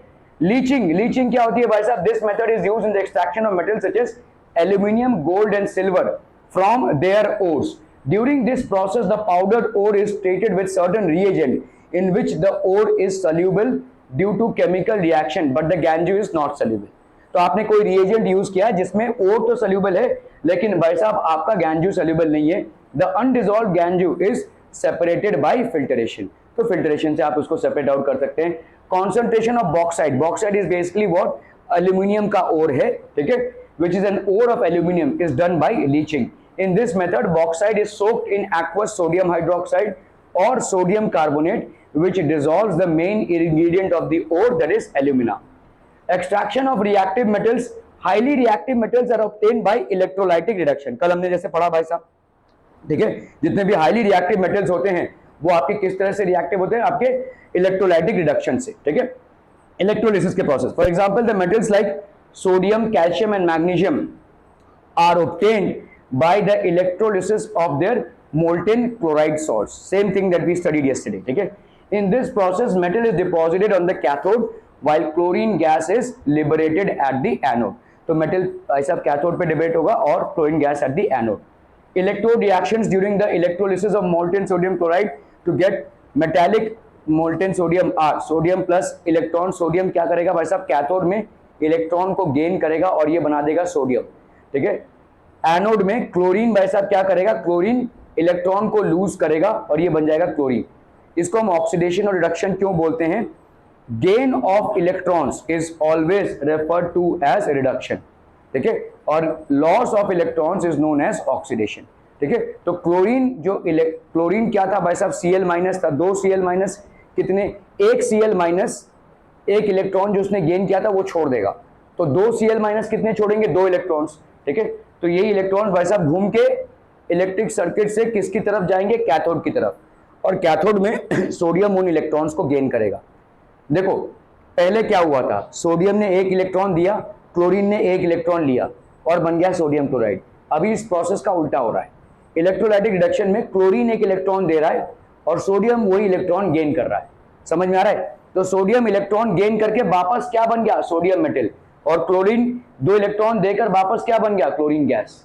तो ये वापस वाला प्रोसेस है, ठीक है, ठीक है। So electrolytic reduction during the electrolysis of molten sodium chloride. ज्यादा करके इलेक्ट्रोलिसिस हम किसका करा सकते हैं? एक्वस सॉल्यूशंस का या मोल्टेन, ठीक है, मोल्टेन स्टेट में ही हम करा सकते हैं सॉल्ट सॉल्यूशंस का। Extraction of aluminium. Bauxite, bauxite is basically aluminium और यहाँ पे NH2O है। NH2O मतलब some molecules of water as associated with bauxite, some molecules of water with alumina is the main ore of aluminium। इसमें impurities क्या क्या है आपके? सिलिकॉन डाइऑक्साइड, ठीक है, iron oxide, ferric oxide and titanium oxide are impurities in it। ये bauxite में impurities हैं, ठीक है, okay. So now during the extraction of aluminium the ingredients of ganju and bauxite are separated by leaching। leaching में कौन सा process use हो रहा है? This is done by bears process और हॉल्स प्रोसेस। बेयर्स प्रोसेस में क्या है भाई साहब, आपका ये दो प्रोसेस आपको याद रखने। Bauxite ore is leached by heating with concentrated caustic soda, ठीक है, solution under high pressure for 2 to 8 hours, 140 to 150 degree centigrade का टेम्परेचर। ये सारी चीज आपको याद करनी पड़ेगी। 2 से 8 घंटे 2 से 8 घंटे आपको 140 से 150 डिग्री सेंटीग्रेड पे रखना पड़ेगा along with caustic soda. Aluminum oxide being amphoteric in nature. What do we mean by amphoteric? It will react with both acid as well as base. कोई ऑक्साइड अगर एसिड के साथ भी रिएक्ट कर रहा है और बेस के साथ भी रिएक्ट कर रहा है तो उसको हम बोलेंगे एम्फोटेरिक, ठीक है। This is basically amphoteric in nature, dissolves in aqueous sodium hydroxide solution forming water soluble sodium aluminate. तो देखो ये एल्यूमिनियम ऑक्साइड है विच इज बॉक्साइड, ठीक है। ये यहाँ पे देखो N की जगह पे हमने 2 लिखा है, 2 भी हो सकता है, 3 भी हो सकता है, 7 भी हो सकता है, 9 भी हो सकता है, डिपेंड्स, ठीक है। तो ये 2H2O है प्लस सोडियम हाइड्रोक्साइड है, ठीक है। इसके साथ ये क्या बना रहा है, सोडियम एल्यूमिनेट, इसको हम सोडियम मेटा एल्यूमिनेट भी बोलते हैं। It's other name is sodium meta aluminate, ठीक है। और क्या बन गया आपका, वाटर, ठीक है। तो यहाँ पे क्या हो जाएगा, डिसॉल्व इन सोडियम हाइड्रोक्साइड। तो क्योंकि आपका एल्यूमिनियम ऑक्साइड एक एम्फोटेरिक ऑक्साइड है, it will react with a base. यहाँ पे सोडियम हाइड्रोक्साइड क्या है, बेस है। Amphoteric oxides will react both with acids as well as bases, ठीक है। तो sodium aluminium oxide is basically an amphoteric oxide. So सामने वाला क्या है भाई साहब, आपका बेस, उसके साथ रिएक्ट करके क्या बना देगा, metal salt which is sodium meta aluminate. Clear clear clear, okay. Iron oxide present in the gangue does not dissolve and is separated by filtration, ठीक है। तो आयरन ऑक्साइड जो प्रेजेंट रहेगा वो भाई साहब फिल्ट्रेशन से। सिलिका फ्रॉम द, तो यहां पे देखो क्या क्या इंप्योरिटीज थी आपकी, सिलिका थी, फेरिक ऑक्साइड था और टाइटेनियम ऑक्साइड था, है ना। तो आयरन ऑक्साइड इसमें डिसॉल्व नहीं होगा, तो उसको भाई साहब आप फिल्टर करके निकाल दो, ठीक है। किसमें डिसॉल्व नहीं होगा, इसमें। ये जो सोडियम एल्यूमिनेट का एक्वस सोल्यूशन बना है, इसमें आयरन ऑक्साइड डिसॉल्व नहीं होगा, तो फिल्ट्रेट से आप निकाल दो। दूसरा क्या था भाई साहब, silica from the gangue dissolves forming water soluble sodium silicate. अभी ये प्रॉब्लम है भाई साहब, ठीक है, कि सिलिका जो है वो डिसॉल्व हो रहा है, water soluble sodium silicate form कर रहा है, water soluble sodium silicate. The solution of sodium aluminate is diluted with water. तो इसको हम डाइल्यूट करेंगे, ये सोडियम मेटा एल्यूमिनेट है, इसको और ज्यादा पानी देंगे and then cool to 50 degree centigrade. This gives aluminium hydroxide as a precipitate. तो ये जो सोडियम मेटा एल्यूमिनेट मिला था हमको, ठीक है, ये जो सोडियम मेटा एल्यूमिनेट मिला यहाँ पे देखो, दिस सोडियम मेटा एल्यूमिनेट, इसको हम एक्सेस ऑफ वाटर के साथ ट्रीट करेंगे, ठीक है। We will treat it with excess of water. यहाँ पे हमने इसको वाटर के साथ ट्रीट किया, तो यहाँ पे क्या बना, सोडियम हाइड्रोक्साइड, और यहाँ पे बना एल्यूमिनियम हाइड्रोक्साइड। ये हो गया आपका प्रेसिपिटेट, और इसको हम सेपरेट आउट कर देंगे, ठीक है। The solution of sodium aluminate is diluted with water and then cooled to 50 degree centigrade. जैसे ही आप इसको कूल करेंगे तो ये पनीर की तरह भाई साहब नीचे सेटल डाउन होने लगेगा, ठीक है। इसमें सिलिका नहीं आएगा, सिलिका जो डिसॉल्व हुआ था वाटर में। This gives aluminium hydroxide as a precipitate. The aluminium hydroxide is then filtered, washed, dried and calcined. Calcine मतलब कैल्सिनेशन। कैल्सिनेशन और रोस्टिंग दो प्रोसेस आपने पढ़ा था, क्या था भाई साहब, रोस्टिंग नहीं, कैल्सिनेशन एक्सेस ऑफ ऑक्सीजन में कौन होता है, रोस्टिंग या कैल्सिनेशन, रोस्टिंग। और calcination limited supply of oxygen में होता है। तो यहाँ पे आप फिर क्या कर रहे हैं, लिमिटेड सप्लाई ऑफ ऑक्सीजन में इसको हीट कर रहे हैं, किसको, एल्यूमिनियम हाइड्रोक्साइड को, ठीक है। Calcined at 1000 degree centigrade, so which means that you are heating it to 1000 degree centigrade in a limited supply of oxygen, ठीक है, okay. So to get pure aluminium oxide call alumina. तो आपका भाई साहब यहाँ पे एल्यूमिनियम ऑक्साइड आ जाएगा, जिसको हम एल्यूमिना भी बोलते हैं। और इस एल्यूमिना से अभी आपको क्या लाना है भाई साहब, एल्यूमिनियम। हॉल्स प्रोसेस में क्या होता है, वही बॉक्साइट ओर है, देखो वही बॉक्साइट ओर है। दोनों में फाइनल आपका क्या आ रहा है, बेयर्स प्रोसेस में और हॉल्स प्रोसेस में, दोनों में भी फाइनल जो आ रहा है वो है आपका एल्यूमिना, ठीक है, that is Al2O3 not aluminium, ठीक है। एल्यूमिना से एल्यूमिनियम का प्रोसेस जो है वो दोनों के लिए सिमिलर है, लेकिन एल्यूमिना तक पहुंचने में दोनों का प्रोसेस डिफरेंट है। तो अभी हमने बेयर्स प्रोसेस पढ़ा, बेयर्स प्रोसेस में आपने बॉक्साइट ओर को किसके साथ ट्रीट किया, सोडियम हाइड्रोक्साइड के साथ। सोडियम हाइड्रोक्साइड के साथ ये क्या बना, सोडियम मेटा एल्यूमिनेट सोल्यूशन बना।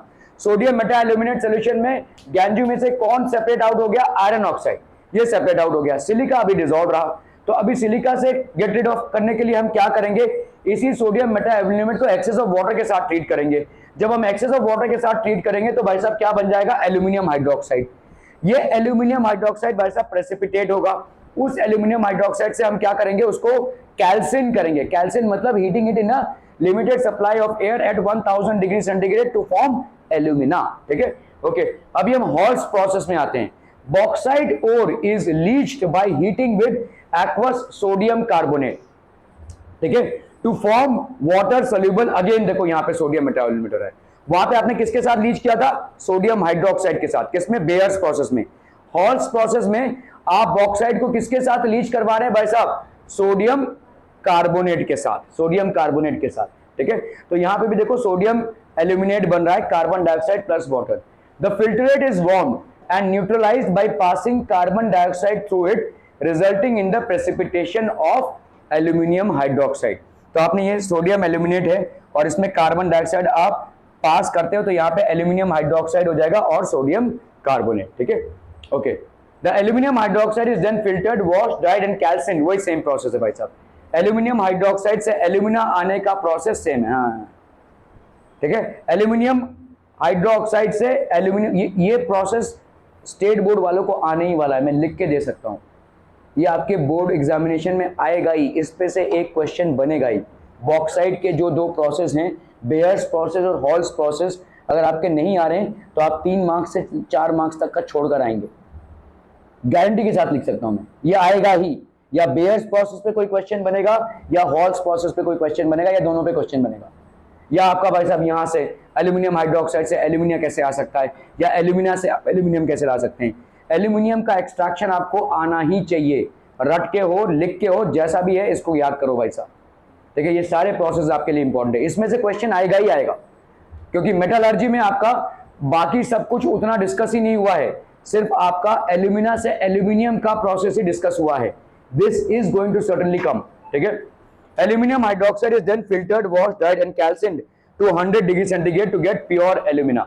ठीक है, इलेक्ट्रोलाइटिक, अभी देखो आपको क्या मिला, एल्यूमिना मिला। इस एल्यूमिना जो आपको बेयर्स प्रोसेस से भी एल्यूमिना मिला हुआ है और हॉल्स प्रोसेस से भी आपको एल्यूमिना मिला हुआ है। इस एल्यूमिना से अभी आपको क्या चाहिए रहेगा, एल्यूमिनियम। ठीक है, इसको हम बोलेंगे इलेक्ट्रोलाइटिक रिडक्शन। तो आपका भाई साहब देखो यहाँ पे स्टील टैंक है, यहाँ पे एनोड है ग्राफाइट के सारे। ठीक है, और ये भाई साहब आपका ये वाला जो है स्टील टैंक, ये मोल्टेन एल्यूमिनियम है। देखो, mixture of aluminium, cryolite and fluorspar, ये सब आपको याद करना पड़ेगा। क्रायोलाइट क्या होता है, फ्लोरस्पार क्या होता है। ठीक है, outlet for alumina has a very high melting point, इसकी मेल्टिंग पॉइंट भाई साहब 2000 डिग्री सेंटीग्रेड से ज्यादा है। Electrolysis of alumina is carried out in an electrolytic cell at a much lower temperature by dissolving it in molten cryolite which is Na3AlF6 and fluorspar which is CF2। ये सारी चीजें आपको याद होनी चाहिए, इसमें से क्वेश्चन बनेगा ही बनेगा people. It's a very very important process, हर बार बना है। ठीक है, या तो इन्होंने बेयर्स प्रोसेस से कोई पूछा है या तो हॉल्स प्रोसेस से, दोनों में से। ठीक है, तो इलेक्ट्रोलिसिस होती है एल्यूमिना की।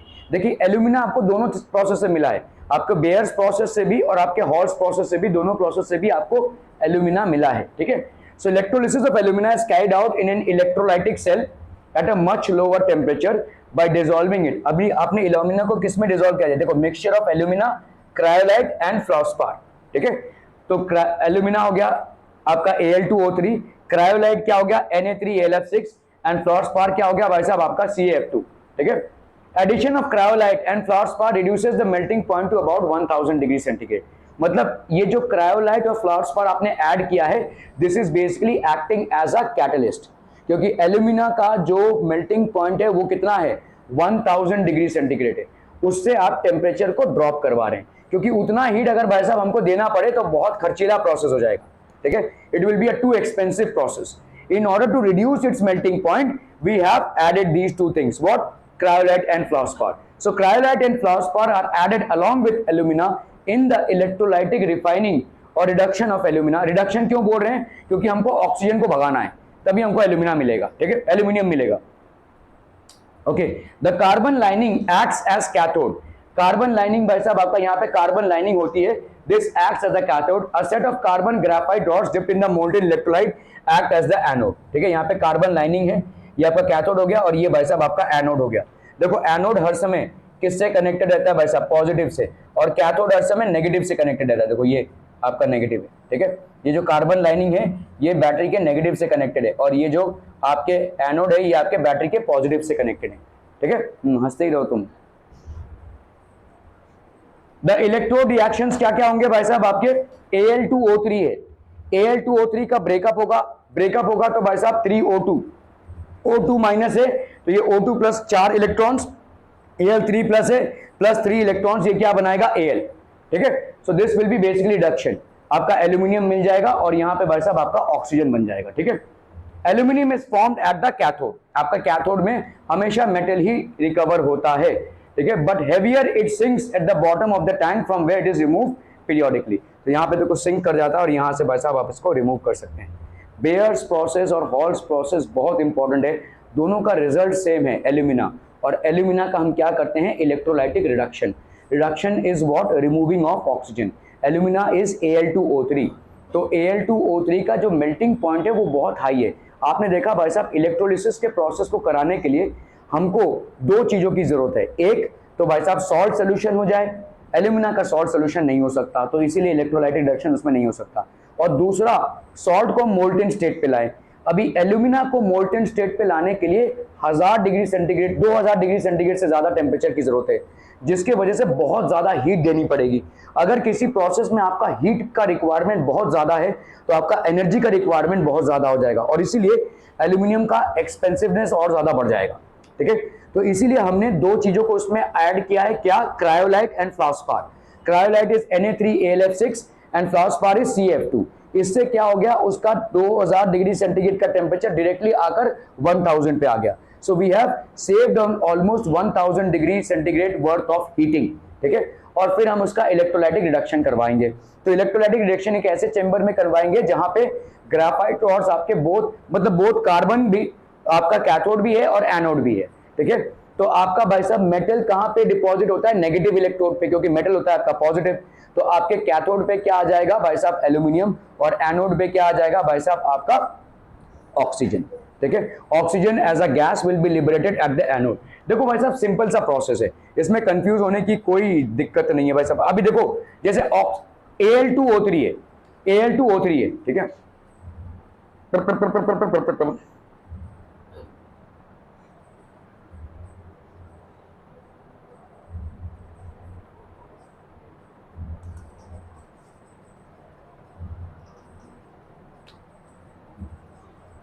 देखो आपका है भाई साहब यहाँ पे Al2O3, इसको आप सेपरेट आउट करोगे तो क्या बनेगा भाई साहब, Al3 है ना भाई साहब। ये कैसे बना रहेगा, ये Al का 3 था और O का 2 था, तभी तो जाकर बना है ना ये। तो मतलब एल्यूमिनियम ने कितने इलेक्ट्रॉन्स डोनेट किए हैं, 3 इलेक्ट्रॉन्स डोनेट किए। इलेक्ट्रोलाइटिक रिडक्शन में वही 3 इलेक्ट्रॉन्स वापस आ जाएंगे, है ना भाई साहब। एल्यूमिनियम का इलेक्ट्रॉनिक कॉन्फ़िगरेशन क्या है, 2, 8 और 3, तो ये 3 इलेक्ट्रॉन्स डोनेट करेगा। ऑक्सीजन का इलेक्ट्रॉनिक कॉन्फ़िगरेशन क्या है, 2 और 6, तो मतलब ये 2 इलेक्ट्रॉन्स गेन करेगा। यही जो गेनिंग और लॉसिंग हुई है ये भाई साहब इलेक्ट्रोलाइटिक रिडक्शन में वापस आ जाती है। तो यहाँ पे इसके 3 इलेक्ट्रॉन्स के देने से क्या बनेगा, ये Al3+, है ना, 3 इलेक्ट्रॉन्स दिया है, और इसके 2 इलेक्ट्रॉन्स गेन करने से ये क्या बनेगा, O2-, तभी तो जाकर भाई साहब आपका क्या बना है, ये Al2O3- बना है। अभी इसमें आ जाएगी दरार, मतलब आपकी क्या बनेगा, Al3+ सेपरेट और O2- सेपरेट, ठीक है। तो अभी ये Al3+ से हमको एल्यूमिनियम चाहिए, तो कितने इलेक्ट्रॉन्स ऐड करने पड़ेंगे इसमें, 3 इलेक्ट्रॉन्स। इसका पॉजिटिव चार्ज क्या है भाई साहब, 3, तो इसमें 3 इलेक्ट्रॉन्स ऐड करेंगे हम, तो ये क्या बन जाएगा बोलो, Al। इसका मतलब यहाँ पे 3, जब भी हमारा रिडक्शन होता है तो उसमें इलेक्ट्रॉन्स ऐड होते हैं, तो ये प्रोसेस आपका क्या हो गया, रिडक्शन। और रिडक्शन आपका कहां पे होता है, it always happens at the cathode, ठीक है।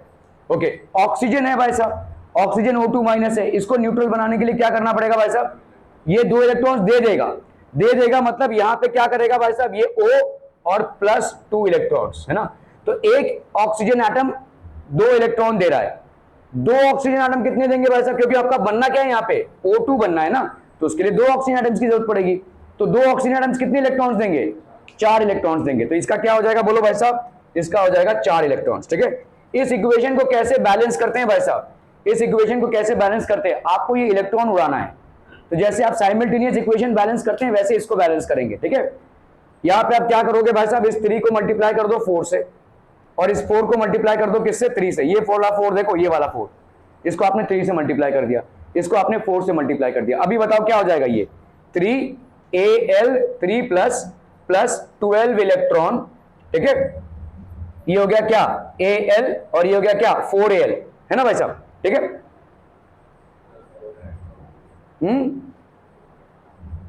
Al3 4Al ना,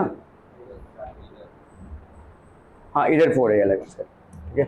सो ये आपका हो गया भाई साहब 4Al, ठीक है। यहां पे कितना है बोलो, 2 3 2 6O2 माइनस, ठीक है। इसको तुम इधर उठा लोगे अगर, तो कितना आ जाएगा, यहाँ पे +12 इलेक्ट्रॉन है ना, इधर को इधर लाओगे तो कितना हो जाएगा, -12 इलेक्ट्रॉन, ठीक है। और ये क्या दे रहा है भाई साहब आपका 3O2, समझ में आ रहा है। ये ऐड कर लो भाई साहब इन दोनों को, कैंसलम, ठीक है। यो आपका फाइनल इक्वेशन क्या हो गया, 4Al3 प्लस 6O2 माइनस, ये हो गया आपका 4Al प्लस 3O2। ये सब हायर क्लासेस में आप बैलेंसिंग ऐसे करते हैं, ठीक है। इस तरह से इक्वेशंस को बैलेंस करते हैं। आप अभी तक जो बैलेंसिंग कर रहे हैं वो मतलब तुक्केबाजी है, इधर 4 लगा दिए 3 लगा दिया, तो this is basically hit and trial method है। लेकिन एक्चुअली में इस तरह से इक्वेशंस बैलेंस होती है, इलेक्ट्रॉन्स कितना गया कितना आया, तो इस तरह से आपके इलेक्ट्रॉन बैलेंस। क्या ये समझ में आ रहा है भाई साहब, not something that you have to basically remember. अगर आपको इक्वेशन नहीं समझ में आ रहा है तो इस तरह से इक्वेशन को लिखा जाता है, ठीक है। इस तरह से भाई साहब इक्वेशन का निर्माण होता है।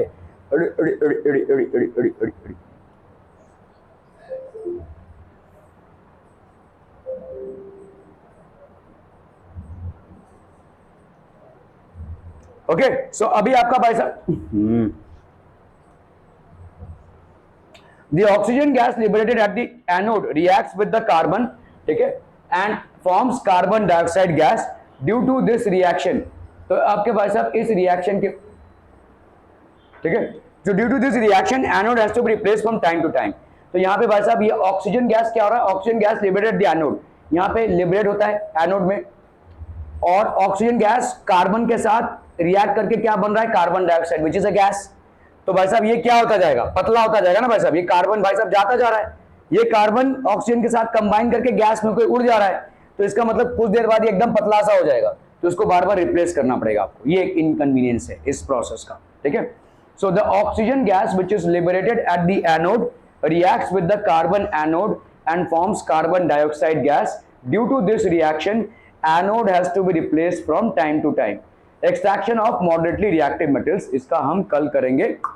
Okay, thank you so much. ये भाई साहब कहाँ तक हो गया था,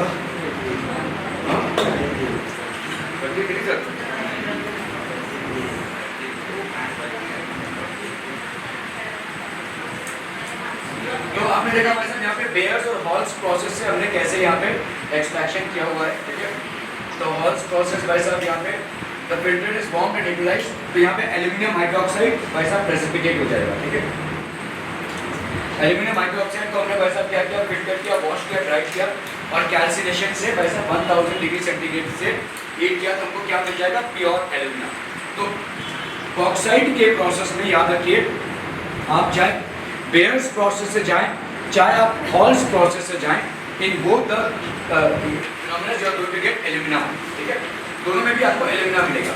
अभी electrolytic alumina, alumina has a very high melting point, इसका भाई साहब कितना है, 2000 डिग्री सेंटीग्रेड से ज़्यादा है, तो इसीलिए हम इसको 1000 डिग्री सेंटीग्रेड पे लाने के लिए दो चीज़ें इसमें ऐड करते हैं, क्रायोलाइट एंड फ्लोस्पार। क्रायोलाइट भाई साहब होता है NaAlO2O6, ठीक है, Na3AlF6, और फ्लोस्पार हो गया आपका Cl। This acts as a catalyst and brings its melting point down to 1000 degree centigrade, ताकि हमको उतना एनर्जी वेस्ट ना करना पड़े, ठीक है। अभी जब हम यहाँ पे इलेक्ट्रोलाइटिक एल्यूमिनियम करेंगे तो क्या हो जाएगा भाई साहब, this will act as a cathode, तो एल्यूमिनियम भाई साहब फॉर्म हो जाएगा, ठीक है। दिस विल बेसिकली फॉर्म, तो यहाँ पे कार्बन प्लस ऑक्सीजन, ये हो गया आपका कार्बन डाइऑक्साइड। तो बार बार क्या होगा, ये जो कार्बन इलेक्ट्रोड्स हैं इनको आपको वॉश ऑफ करना रहने पड़ेगा, ठीक है। You have to basically keep on washing them off, क्योंकि ये भाई साहब पूरे खत्म हो जाएंगे, फिर से आपको रिप्लेस करते रहना पड़ेगा, ठीक है। Extraction of moderately reactive metals, the moderately reactive metals such as zinc, iron, tin and lead generally occur in the form of their sulfides or carbonates। ये हम पहले भी पढ़ चुके हैं भाई साहब। सल्फाइड्स और कार्बोनेट्स को हम क्या करते हैं, कार्बोनेट्स का क्या करेंगे और सल्फाइड्स का क्या करेंगे, रोस्टिंग, ठीक है।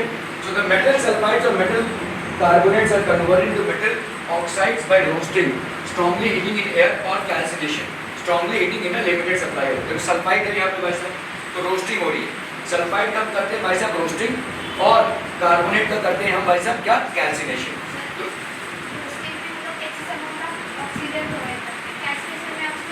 नहीं नहीं, प्रोवाइड नहीं करते, नहीं, लिमिटेड सप्लाई। जैसे अगर समझो ये आपका कोई बॉक्स है, ठीक है, इसके अंदर में समझ लो ये कोई फर्नेस है बेसिकली, तो हम यहाँ पे इसको खोल कर भाई साहब इसको हीट कर, ठीक है, हीट को हीट कर, तो इसके कंटेंट्स एयर के साथ मिक्स करें। अभी मैं इसको हीट कर रहा हूँ लेकिन लिमिटेड सप्लाई ऑफ एयर में कर रहा हूँ, दिस इज ऑल, ठीक है। तो ऐसा नहीं कि उसके अंदर एयर नहीं है, उसके अंदर एयर है लेकिन उतनी बड़ी मात्रा में नहीं है। कैल्सिनेशन और रोस्टिंग का मतलब समझ में आ रहा है?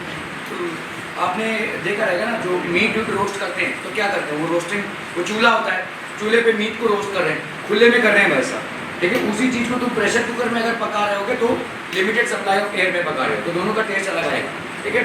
सो इसी तरह से भाई साहब आपकी रोस्टिंग और कैल्सिनेशन है।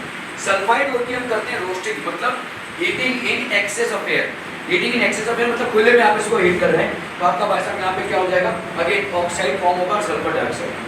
यहाँ पे जिंक कार्बोनेट को जब आप हीट कर रहे हो, you are not heating it in excess of air, you are heating it in limited supply of air, and this process of heating in limited supply of air is known as calcination, ठीक है। तो आपका भाई साहब ये सी होगी, ठीक है। The zinc oxide so obtained, तो आप दोनों में भी भाई साहब आपको अल्टीमेट प्रोडक्ट क्या मिलेगा, ऑक्साइड। मेटल ऑक्साइड है, मेटल कार्बोनेट है, मेटल कार्बोनेट से आप उसको कन्वर्ट करोगे किसमें, मेटल ऑक्साइड में, by the process of heating in limited supply of air, and that is called calcination। Metal sulphide को आप किस में कन्वर्ट करोगे, मेटल ऑक्साइड में, by the process of heating it in excess of air, ठीक है, that process is known as roasting. दोनों में भी आपको मेटल ऑक्साइड ही मिलेगा। अब इस मेटल ऑक्साइड को आपको क्या करना है, रिड्यूस करना है। So how do you reduce it, by mixing with carbon, तो ZnO+C, तो आपका बन गया Zn+CO। थर्मिक रिएक्शन, जैसे मैंने आपको बताया, थर्मिक रिएक्शन कहाँ पे होगा, जहाँ पे भी एल्यूमिना फॉर्म हो रहा होगा, ठीक है। Reduction of iron to oxide by aluminium is called thermic reaction. तो ये जो वेल्डिंग वाले करते हैं वो यही करते हैं। देखो ये क्या करेंगे भाई साहब, बहुत जोर से एयर को सप्लाई करेंगे, तो रिएक्शन, तो आयरन ऑक्साइड है प्लस एल्यूमिना, ये क्या बनाएगा भाई साहब, iron plus aluminium oxide plus huge amount of heat, ठीक है। तो वो देखो इनके पास रॉड रहता है, एल्यूमिनियम का रॉड रहता है, और ये क्या डालते हैं भाई साहब, Fe2O3, ठीक है, प्लस एल्यूमिनियम, ये इग्नाइट करते हैं इसको, तो यहाँ पे क्या बनता है, iron plus aluminium oxide plus heat. The reaction is highly exothermic and is used to join railway tracks, welding rails और cracked machine parts। आपने ये वाला चीज हमने देखो उसमें कवर किया था, ठीक है, थर्मिक रिएक्शन बोलेंगे। Extraction of less reactive metals like gold, silver and platinum are found in free state in nature, ठीक है। कॉपर जैसे इसको obtained from copper sulfide just by heating in air, तो आपने देखा कॉपर सल्फाइड को कैसे हीट करते हैं, तो ये क्या बनाएगा, कॉपर ऑक्साइड, और ये कॉपर ऑक्साइड कॉपर सल्फाइड के साथ हीट करके क्या बना देगा, copper, metal copper. This is something that we have already seen, ठीक है। कॉपर सल्फाइड है, ऑक्सीजन के साथ क्या बना रहा है, copper oxide, sulphur dioxide escapes as gas, यही कॉपर ऑक्साइड इस कॉपर सल्फाइड बचे कुछ कॉपर सल्फाइड के साथ रिएक्ट करके क्या बना देगा, मेटल कॉपर, ठीक है। This is something that we have already seen. Refining of metals, refining of metal is the process of removal of impurities from the crude metal. Electrolysis method is used to obtain pure metals from impure metals, ठीक है। तो corrosion आपका भाई साहब बहुत problem है। Iron reacts with moist air, तो iron का भाई साहब क्या बनता है, Fe2O3, जनरली हम इनटू NH2O लिखते हैं, यहाँ पे H2O लिखा हुआ है, ठीक है। So this is called rust, this is called rust. Copper reacts with carbon dioxide in moist air, तो आपको देखो greenish layer of copper carbonate form होता है जिसको हम हटा देते हैं, ठीक है।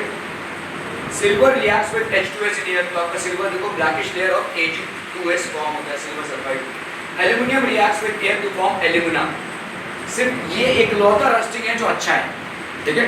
तो समझ लो कोई एल्यूमिनियम का चीज है, उसके आजू बाजू एल्यूमिनियम का एक एल्यूमिना बन जाएगा, लेकिन यही एल्यूमिना दूसरे ऑक्सीजन को, मतलब बाहर के ऑक्सीजन को अंदर नहीं जाने देगा, बस वही लेयर बना रहेगा, बाद में जंग नहीं खाएगा, ठीक है।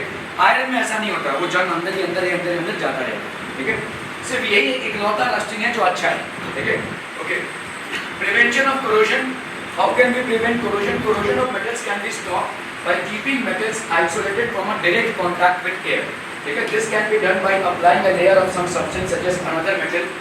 तो अलॉय बना लें हम, पेंट, ऑयल, ग्रीस, वार्निश, ये सारी चीजें भाई साहब क्या करती हैं, प्राइमरी मेटल के सरफेस के साथ ऑयल के एयर के कॉन्टैक्ट को खत्म कर देते हैं। ठीक है, they basically cut off the contact, ठीक है, between metal surface and air, क्योंकि ज्यादा करके आपका जितना भी रस्टिंग फिनोमेना है वो एयर के वजह से हो रहा है। ठीक है, गैल्वेनाइजिंग, जैसे मैंने आपको बताया भाई साहब, in this method a thin layer of zinc is applied to prevent the corrosion of iron और steel. Corrosion of zinc occurs first because zinc is more electropositive than iron. तो पहले जिंक का कोरोजन होगा, उसके बाद iron. ठीक है, तो ज्यादा करके आपकी जितनी भी रेलवे लाइंस होती हैं वो गैल्वेनाइज्ड स्टील होते हैं या गैल्वेनाइज्ड आयरन होते हैं। गैल्वेनाइजेशन मतलब adding of zinc to iron. Tinning, in this method a layer of tin is coated on metals. तो मतलब मेटल्स के ऊपर एक टिन की कोटिंग आ जाती है, टिन की कोटिंग कर देते हैं। ठीक है, मेटल्स के ऊपर टिन की कोटिंग आ जाती है। कैसे होता है देखो, समझ लो ये मेटल है, ये मेटल है, ये एनोड पावर सप्लाई, एनोडाइजेशन बोलते हैं उसको। ये एनोडाइजेशन से होता क्या है, आपने ये ऐसा देखा है, जैसे समझो वो लिखा रहता है ना बिल्डिंग पे, जो नाम लिखे रहते हैं कभी कभी, मतलब वो बोर्ड पे नहीं, ठीक है, वो जो आपका 3D फॉर्मेट में नाम लिखा रहता है। ठीक है, तो जैसे बिल्डिंग के वॉल में वो रहता है। ठीक है, तो जैसे समझ लो लिखा है विक्रम टावर, ऐसा लिखा हुआ है। ठीक है, तो वो जो लिखा रहता है ना वो एनोडाइज रहता है।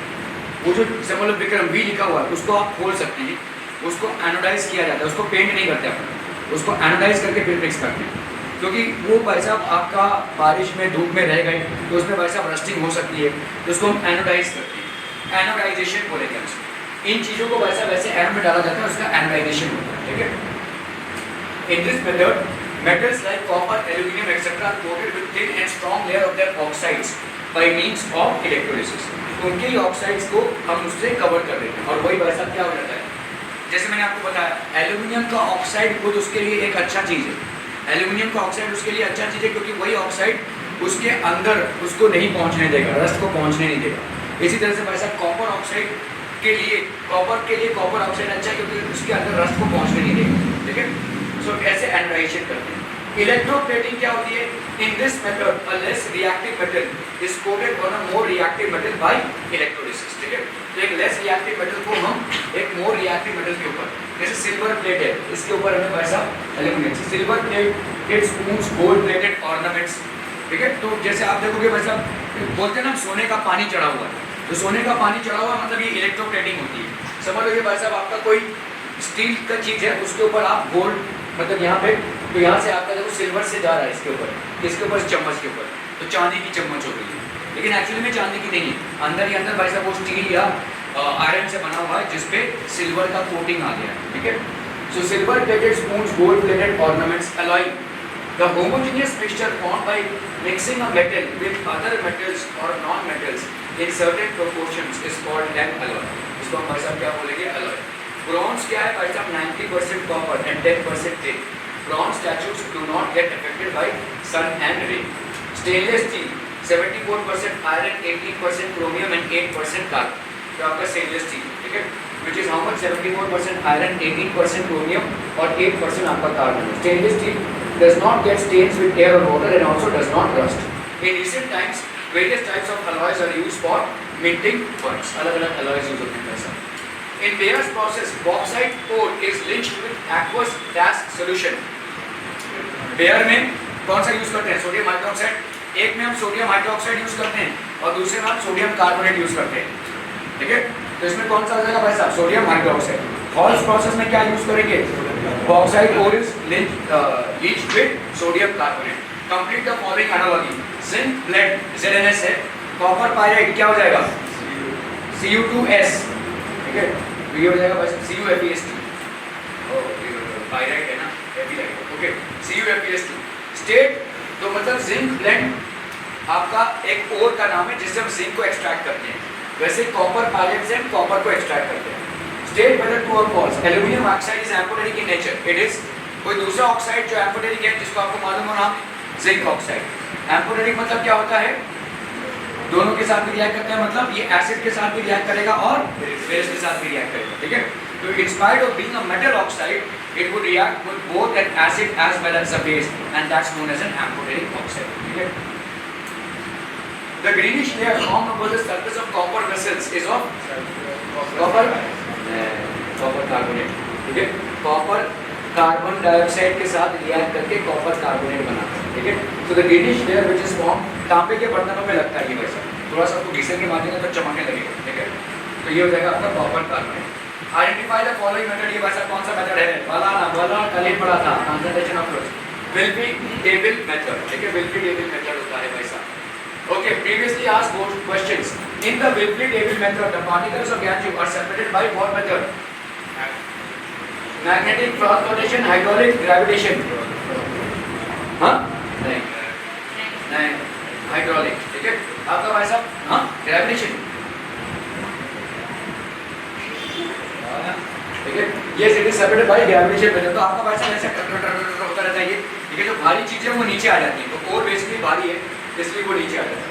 Find the odd one out, tinning, anodisation, alloying, float flotation. देखो टिनिंग किसमें यूज होता है, हम किसी मेटल के सरफेस पे टिन अप्लाई करते हैं ताकि उसका रस्टिंग जल्दी ना हो। एनोडाइजेशन भी वही होता है भाई साहब, ठीक है, हम किसी मेटल के रस्टिंग को अवॉइड करने के लिए एनोडाइजेशन कर रहे हैं। अलॉइंग अगेन सेम पर्पस को सॉल्व कर रहा है, किसी मेटल पे हम अलॉइंग कर रहे हैं। Float flotation basically extraction of metal पे यूज होता है, ठीक है। जो हल्के फुल्के मेटल होते हैं, कैसे मेटल्स, कैसे होस, कल हमने पढ़ा था। फ्लोट फ्लोटेशन कहाँ पे, नहीं, फ्लोट फ्लोटेशन कहाँ पे यूज कर सकते हैं, हमने देखा कि भाई साहब कुछ ऐसे होते हैं जो हाइड्रोफिलिक होते हैं और वो होते हैं हाइड्रोफोबिक। तो जो हाइड्रोफोबिक होते हैं उनको हम सेपरेट कर सकते हैं फ्लोट फ्लोटेशन से, ठीक है। हाइड्रोफिलिक मतलब जो वेट हो जाए, गैंजू भाई साहब आपका हाइड्रोफिलिक होता है तो उससे वेट हो जाता है, ठीक है। और कुछ होते हैं आपके हाइड्रोफोबिक, ओके। सो ये फ्लोट फ्लोटेशन भाई साहब एक ऐसा प्रोसेस है। Tapping vessel opening, okay, a tapping vessel opens in a tank like container that is tapering at the lower side। देखो ऐसा वाला कल में देखा, ऐसे नीचे से जेट स्प्रे जा रहा था, ठीक है। the tank has an outlet for water on the upper side and a water inlet on the lower side, ठीक है, water inlet at the lower side। finely grounded core is released in the tank, तो finely grounded core को release किया जा रहा है। a forceful jet of water is introduced in the tank from the lower side and ganju particles and pure ore are separated by this method। the above description is of which gravitation separation method, draw a level diagram of this method. तो ये कौन सा है भाई साहब आपका hydraulic separation method. कल आपने विल्फले के बाद इसको स्टडी किया था, ठीक है। ये आपका hydraulic separation method, diagram of hydraulic separation method मतलब ऐसे बनाएंगे आप, ठीक है, इस तरह से जा रहा है और ये इसके फॉर्मुलेशन चाहिए। In two methods of control of corrosion of aluminium, either a layer of aluminium oxide is formed और a silver plating is done on the surface. State to which electrode the aluminum particle is attached in these methods। हाँ, तो आपका aluminium in the first process aluminium acts as the anode, ठीक है। एक में भाई साहब क्या हो रहा है, देखो अच्छा क्वेश्चन है।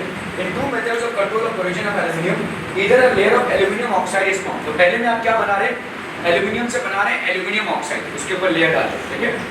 और a silver plating is done on the surface, ठीक है। तो देखो एल्यूमिनियम से क्या बन रहा है, एल्यूमिनियम ऑक्साइड, समझ में आ रहा है। ये एल्यूमिनियम के रॉड्स आपने डाले हुए किसमें, इलेक्ट्रोलिसिस में। इस एल्यूमिनियम पे एल्यूमिनियम ऑक्साइड बन रहा है, तो इस पे क्या डिपॉजिट हो रहा है, ऑक्सीजन, है ना भाई। एल्यूमिनियम से एल्यूमिनियम ऑक्साइड कब होगा, जब ऑक्सीजन डिपॉजिट होगा। ऑक्सीजन क्या है, नेगेटिव या पॉजिटिव, नेगेटिव। नेगेटिव आयंस किसकी तरफ मूव कर रहे हैं, पॉजिटिव आयंस की तरफ। तो अगर पॉजिटिव आयन है तो एल्यूमिनियम क्या हो जाएगा, पॉजिटिव इलेक्ट्रोड हो गया ना ये, क्या ये समझ में आ रहा है। पॉजिटिव इलेक्ट्रोड हो गया तो एल्यूमिनियम क्या हो गया, एनोड, ठीक है। देखो in the first process aluminium acts as the anode. देखो चीज को समझो, मैं बता रहा हूँ इस तरह के क्वेश्चन आप छोड़ ही दो, समझ में नहीं आए। सिंपल सा क्वेश्चन है, देखो in two methods of control of corrosion of aluminium, हम एल्यूमिनियम के कोरोजन को बचाना चाहते हैं। तो एक मेथड में हम क्या कर रहे हैं, layer of aluminium oxide is form, हम एल्यूमिनियम ऑक्साइड को फॉर्म करा रहे हैं। हमको मालूम है कि भाई साहब एल्यूमिनियम ऑक्साइड का लेयर ऑक्सीजन को अंदर नहीं जाने देगा, ठीक है। तो एक में हमने क्या किया, एल्यूमिनियम ऑक्साइड का लेयर फॉर्म किया और silver plating is done on the surface. दूसरे में क्या कर रहे हैं, एल्यूमिनियम के हम ऊपर क्या लगा रहे हैं, सिल्वर, समझ में आ रहा है ये, ठीक है, silver plating. State to which electrode, दोनों में ही आपको एल्यूमिनियम को एज एन इलेक्ट्रोड डुबाना पड़ेगा। इलेक्ट्रोलिसिस में दोनों में ही, दोनों प्रोसेस में ही आपको एल्यूमिनियम को एज एन इलेक्ट्रोड डुबाना पड़ेगा। अभी आते हैं इसमें, ठीक है। State to which electrode the aluminum article is attached in these two methods, ठीक है। तो in this process aluminum acts as the anode, भाई साहब ये एल्यूमिनियम कैसे एक्ट करेगा, क्योंकि एल्यूमिनियम ऑक्साइड बन रहा है, एल्यूमिनियम के ऊपर एल्यूमिनियम ऑक्साइड बन रहा है, मतलब यहाँ पे ऑक्सीजन आ रहा है। अगर ऑक्सीजन आ रहा है, oxygen is a negative radical, ठीक है, अगर ऑक्सीजन नेगेटिव है तो वो जरूर पॉजिटिव की तरफ मूव हो रहा होगा।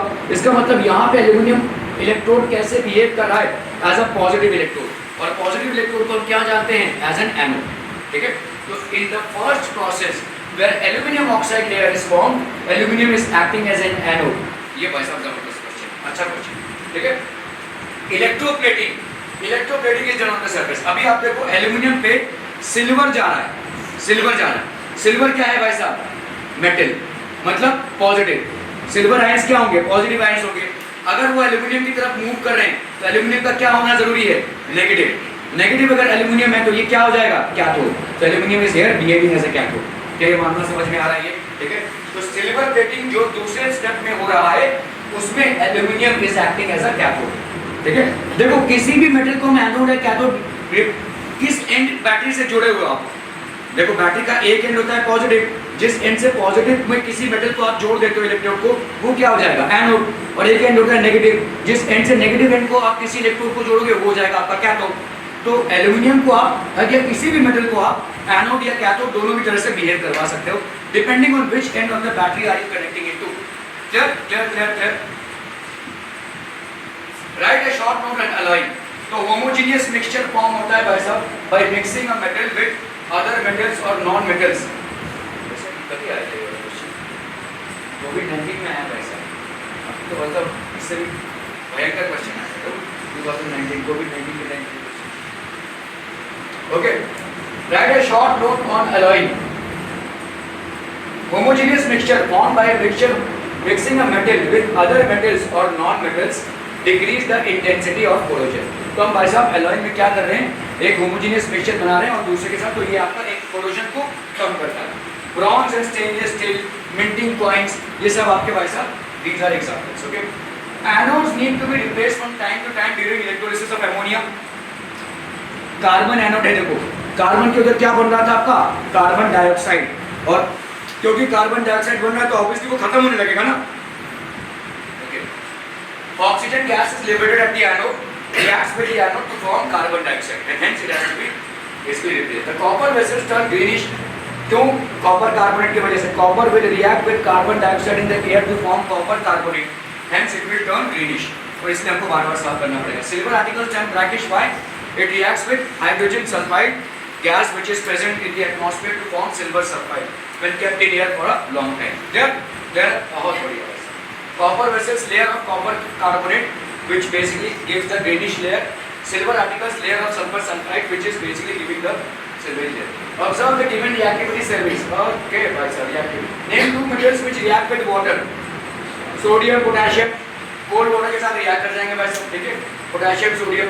Name two moderately reactive materials, aluminium zinc, ठीक है, ये सब आपके देखो magnesium aluminium zinc iron tin lead, इसको प्लीज याद कर लीजिए, इस पे बहुत सारे सवाल बनते हैं, ठीक है।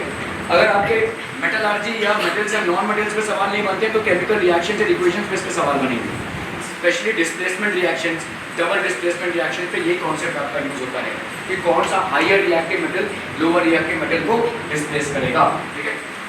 तो आपका जिंक एंड आयरन हो गया। Name the most highly reactive metal and the most less reactive metal. Most highly reactive metal आपका क्या होगा, पोटेशियम, ठीक है, और आपका लीस्ट रिएक्टिव मेटल क्या हो जाएगा, gold, potassium and gold. Observe the following, write the anode reaction। Anode में क्या हो जाएगा भाई साहब, यहाँ पे किसका, एल्यूमिनियम का हो रहा है।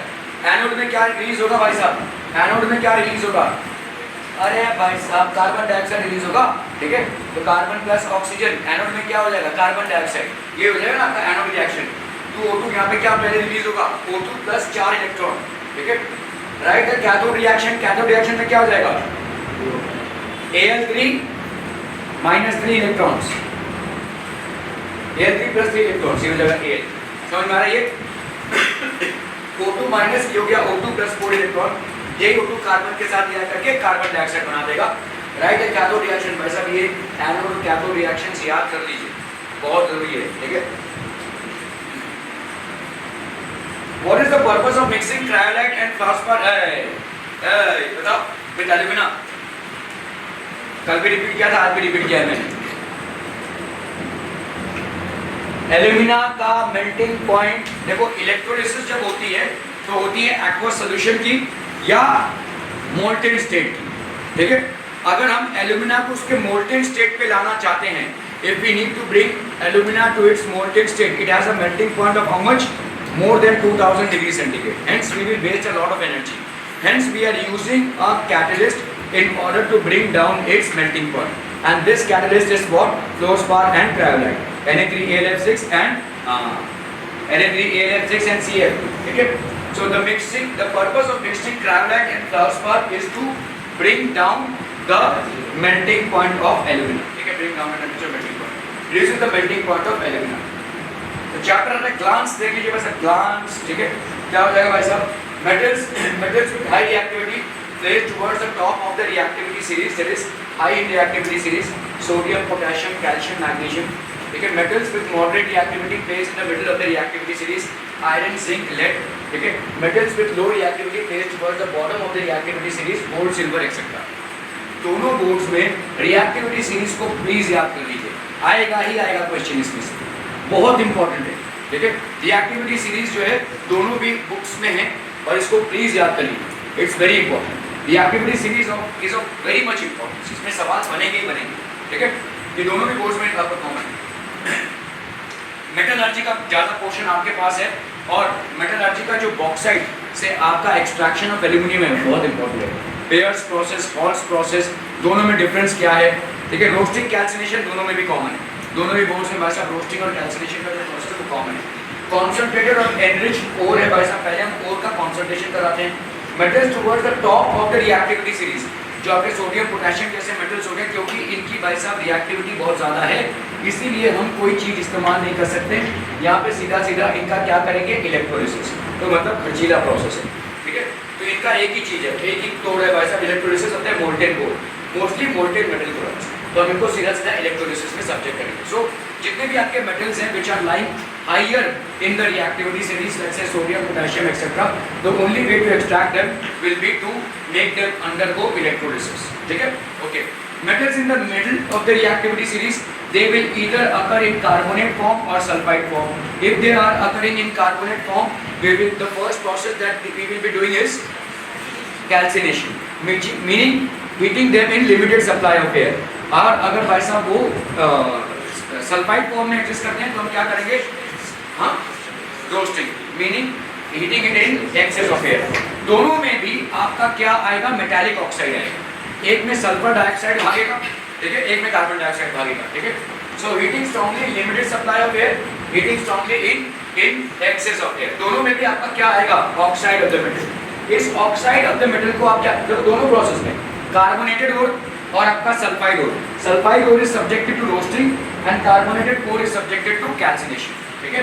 तो इनको भाई साहब क्या आएगा? ये बनेगा आपका ऑक्साइड ऑफ द मेटल। इसका आप करवाएंगे रिडक्शन बाय यूजिंग कार्बन और कोक और by using highly reactive metals, let's say sodium, calcium, aluminium, etc. ठीक है, ये बनाएगा आपका मेटल। ये मेटल का हम करेंगे रिफाइनिंग और फिर आएगा आपका प्योर। ये बनेगा मेटल, इस मेटल को हम रिफाइन करेंगे और फिर बनेगा pure metal. Metals towards the bottom of the reactivity series, ये हो गया आपका sulphide ores, roasting, metal, refining, pure metal. Sulphide ores हो गया, इसका हम करेंगे भाई साहब रोस्टिंग, इसका बनेगा मेटल, इसका बनेगा रिफाइनिंग और फाइनली बनेगा आपका pure metal. Are we clear to this one people? Are we clear to this one? बहुत बढ़िया। ये आप लोगों को, स्टेट बोर्ड वालों को ये जानना बहुत जरूरी है, ठीक है। स्पेशली मिल्फी टेबल मेथड बेस्ड ऑन, तो ये आपके 5 सेपरेशन मोड्स हैं, ठीक है। मिल्फी table method this is based on gravitational force, hydraulic separation method which is based on gravitational force, hydraulic मतलब ये वाला, मिल्फी टेबल मतलब ऐसा वाला, ठीक है। मैग्नेटिक सेपरेशन मेथड कल हमने देखा भाई साहब कैसे, तो ये ऐसे घूमेगा कन्वेयर बेल्ट से, एक पटाख से गिरेगा ऐसे और एक बल्ब ऐसे गिरेगा, ठीक है। So magnetic separation method which is based on magnetic property, froth flotation method, ठीक है, based on hydrophilic and hydrophobic property. तो एक होता है हाइड्रोफिलिक जो वाटर से वेट हो जाए और एक होता है भाई साहब हाइड्रोफोबिक जो वाटर से वेट ना हो, तैरता रहे, ठीक है, वाटर से वेट ना हो, तो उसको हम फ्रॉथ फ्लोटेशन मेथड से सेपरेट आउट कर सकते हैं। मतलब हम क्या करेंगे? झाग क्रिएट करेंगे और वो फ्रॉथ के साथ और ज़्यादा बाहर आ जाएगा। Leaching based on chemical reaction, ठीक है। तो लीचिंग भाई साहब आपका हमने देखा कैसे, सोडियम मेटालियम जैसे एल्यूमिनियम में हम कराते हैं लीचिंग, ठीक है। तो एल्यूमिनियम के एक्सट्रैक्शन में जैसे आपने सोडियम हाइड्रोक्साइड के साथ लीचिंग कराया और सोडियम कार्बोनेट के साथ लीचिंग कराया, ठीक है। तो बेयर्स प्रोसेस में आप किसके साथ लीचिंग करवा रहे हैं? बेयर्स प्रोसेस और होल्स प्रोसेस में डिफरेंस क्या है भाई साहब? लीचिंग का डिफरेंस है। लीचिंग आप पहले वाले में किससे करा रहे हैं? सोडियम, हाँ, कॉस्टिक सोडा मतलब सोडियम हाइड्रोक्साइड, ठीक है। और आपका इसमें क्या कहते हैं अपना हॉल्स प्रोसेस में सोडियम कार्बोनेट के साथ कुछ बचते, ओके। तो ये लीचिंग हो गया भाई साहब। प्रिवेंशन ऑफ कोरोजन ये दोनों के लिए कॉमन है, ये आपके लिए इसमें से क्वेश्चन बनेगा ही बनेगा, मैं बता रहा हूँ, हर बार बनता है। प्लीज इसको शॉर्ट फॉर्मेट में जितना आप मेमोरी में रिस्टोर कर सके उसको कीजिए, ठीक है। प्रिवेंशन ऑफ कोरोजन, पेंटिंग एक हम इससे कर सकते हैं। ऑयलिंग, ऑयल वैसा ऊपर आ जाता है तो वाटर को इंटरैक्ट करने नहीं देता है। ग्रीसिंग, ठीक है। Galvanising that is coating of zinc. Tinning, coating of tin. Anodising, electroplating, alloying, ये सारे जो आपके प्रोसेसेस हैं, all these processes are basically to prevent rusting. हम रस्टिंग को इससे प्रिवेंट कर सकते हैं, ठीक है। वो थैंक यू कह रहे। हाँ, पोलर सॉल्वेंट क्या होता है? ओके, चलिए बताते हैं वैसा पोलर सॉल्वेंट क्या होता है।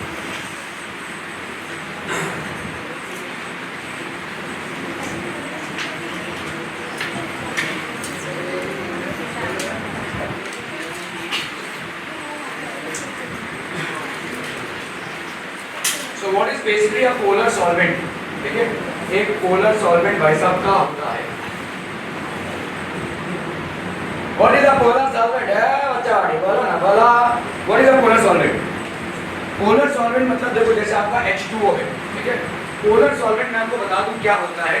तो समझो ये आपका H2O में कैसा है, देखो ये ऑक्सीजन मॉलिक्यूल है, ठीक है। ये आपका हो गया भाई साहब H और ये हो गया H। इन दोनों में कैसी बॉन्डिंग हो रही है? कोवैलेंट बॉन्डिंग हो रही है। कैसा मतलब देखो ये H है, इसके पास एक इलेक्ट्रॉन है, ये गरीब एक इलेक्ट्रॉन तो दे नहीं सकता, ठीक है। ये H है दूसरा, इसके पास भाई साहब एक इलेक्ट्रॉन है, ये भी गरीब दे नहीं सकता। ऑक्सीजन के पास भाई साहब क्या है, उसको दो इलेक्ट्रॉन्स चाहिए, तो वो क्या करेगा भाई साहब, इसके साथ एक इलेक्ट्रॉन शेयर कर रहा है, इसके साथ एक इलेक्ट्रॉन शेयर कर रहा है। तो एक दो तीन चार, तो ऑक्सीजन के पास कितने इलेक्ट्रॉन्स हैं आउटर मोस्ट ऑर्बिट में? ठीक है 6। तो 1 2 बाकी यहाँ पे 3 4 5 6, ये तो मैंने ऐसे लिख देते हैं, चलो ऑक्सीजन के electrons, these are basically oxygen के इलेक्ट्रॉन्स, ठीक है। ये ऑक्सीजन के इलेक्ट्रॉन्स हो गए, ठीक है। 1 2 3 4 5 6 और ये 7 8। ऑक्सीजन का ऑक्टेट कंप्लीट, इसका ड्यूटेट कंप्लीट। प्रॉब्लम ये है कि ये दोनों हाइड्रोजन ना ऐसे अटैच्ड है, ऐसे नहीं, ऐसे अटैच्ड है, समझ में आ रही है? कार्बन डाइऑक्साइड में आओ, कार्बन डाइऑक्साइड, इसमें भी भाई साहब 2 बॉन्ड है और ऑक्सीजन, लेकिन ये ऐसे अटैच्ड है, समझ में आ रही है? लीनियरली अटैच्ड है। यहाँ पे ऑक्सीजन ऐसे अटैच्ड है। अभी देखो इसका मतलब समझो, ये ऐसे वैसे में क्यों हम पढ़ रहे हैं, ठीक है। ऐसे वैसे में हम क्यों पढ़ रहे हैं, क्योंकि इसी से आपकी क्लियर होती है पोलैरिटी, ठीक है। ओके, देखो ऑक्सीजन अपनी तरफ, ऑक्सीजन बेसिकली क्या है, highly electronegative, this is highly electronegative, ठीक है, हाईली इलेक्ट्रोनेगेटिव। तो ये क्या करेगा, ये जो शेयर्ड पेयर ऑफ इलेक्ट्रॉन्स है इसको अपनी तरफ खींचेगा, ठीक है। और ये वाला ऑक्सीजन भी हाईली इलेक्ट्रोनेगेटिव है, तो ये भी शेयर्ड पेयर ऑफ इलेक्ट्रॉन्स को अपनी तरफ खींचेगा, लेकिन ये खिंचाव तनाव भाई साहब क्या हो जाएगा, इक्वल हो जाएगा, ठीक है। तो इसीलिए बस अगर आप किसी चीज को इक्वल फोर्स से खींचे तो वो जाएगा क्या, हिले डुलेगा नहीं, ठीक है। तो यहाँ पे इसलिए पोलैरिटी क्रिएट नहीं हो रही। कार्बन की जो इलेक्ट्रोनेगेटिविटी है वो काफी कम है, तो इसलिए पोलैरिटी नहीं क्रिएट होगी। अब आते हैं यहाँ पे, ठीक है। यहाँ पे भी देखो शेयर्ड पेयर ऑफ इलेक्ट्रॉन्स है और यहाँ पे भी शेयर्ड पेयर ऑफ इलेक्ट्रॉन्स है। ऑक्सीजन की इलेक्ट्रोनेगेटिविटी बहुत ज्यादा, इसके लिए ये शेयर्ड पेयर ऑफ इलेक्ट्रॉन्स थोड़ा बहुत ऑक्सीजन की तरफ चले जाते हैं, पूरा नहीं, जिसकी वजह से हाइड्रोजन के मध्य क्या हो जाता है, थोड़ा सा पॉजिटिव चार्ज आता है। Loss of electrons creates a positive charge. यहाँ पे कंप्लीट लॉस नहीं हुआ, यहाँ पे सिर्फ शिफ्टिंग ऑफ इलेक्ट्रॉन्स हुई है। The electrons have drifted a little towards oxygen. Here also the electrons have drifted a little towards oxygen, because of which it has acquired a slightly positive charge. Here also because of which it is acquiring a slightly positive charge. और ये दोनों भी जाकर यहाँ पे इकट्ठा हो रहा है, तो यहाँ पे slightly negative charge ये क्रिएट करता है पोलैरिटी, ठीक है। This is how polarity is created.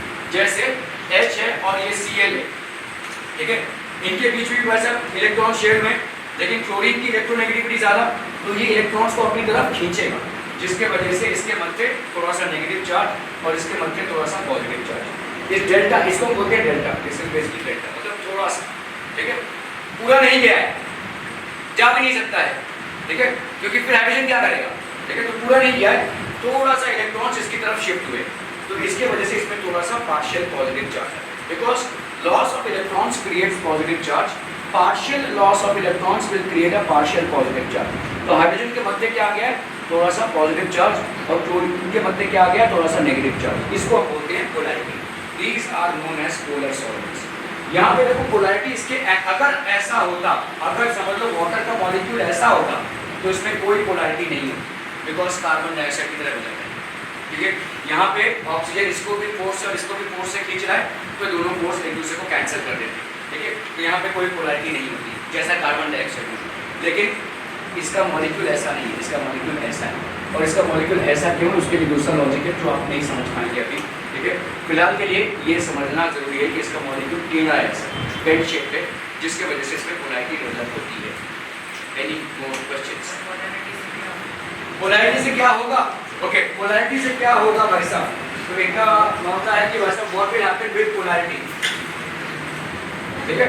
Polarity से क्या होगा, तो आपका भाई साहब यहाँ पे हो गया नेगेटिव, यहाँ पे हो गया भाई साहब आपका पॉजिटिव, यहाँ पे हो गया आपका भाई साहब पॉजिटिव। अभी करंट नहीं लग रहा है, ठीक है, समझो भाई साहब आपने कोई चीज इसमें डिसॉल्व कर दी और वो हो गया लेट्स से कोई मेटल आपने डिसॉल्व कर दिया, ठीक है, तो ये आपका भाई साहब पॉजिटिव है, तो ये पॉजिटिव क्या हो जाएगा, इसके साथ भाई साहब एसोसिएशन करेंगे, ठीक है, क्योंकि ये नेगेटिव और ये पॉजिटिव है, तो ऐसे एसोसिएशन करेंगे।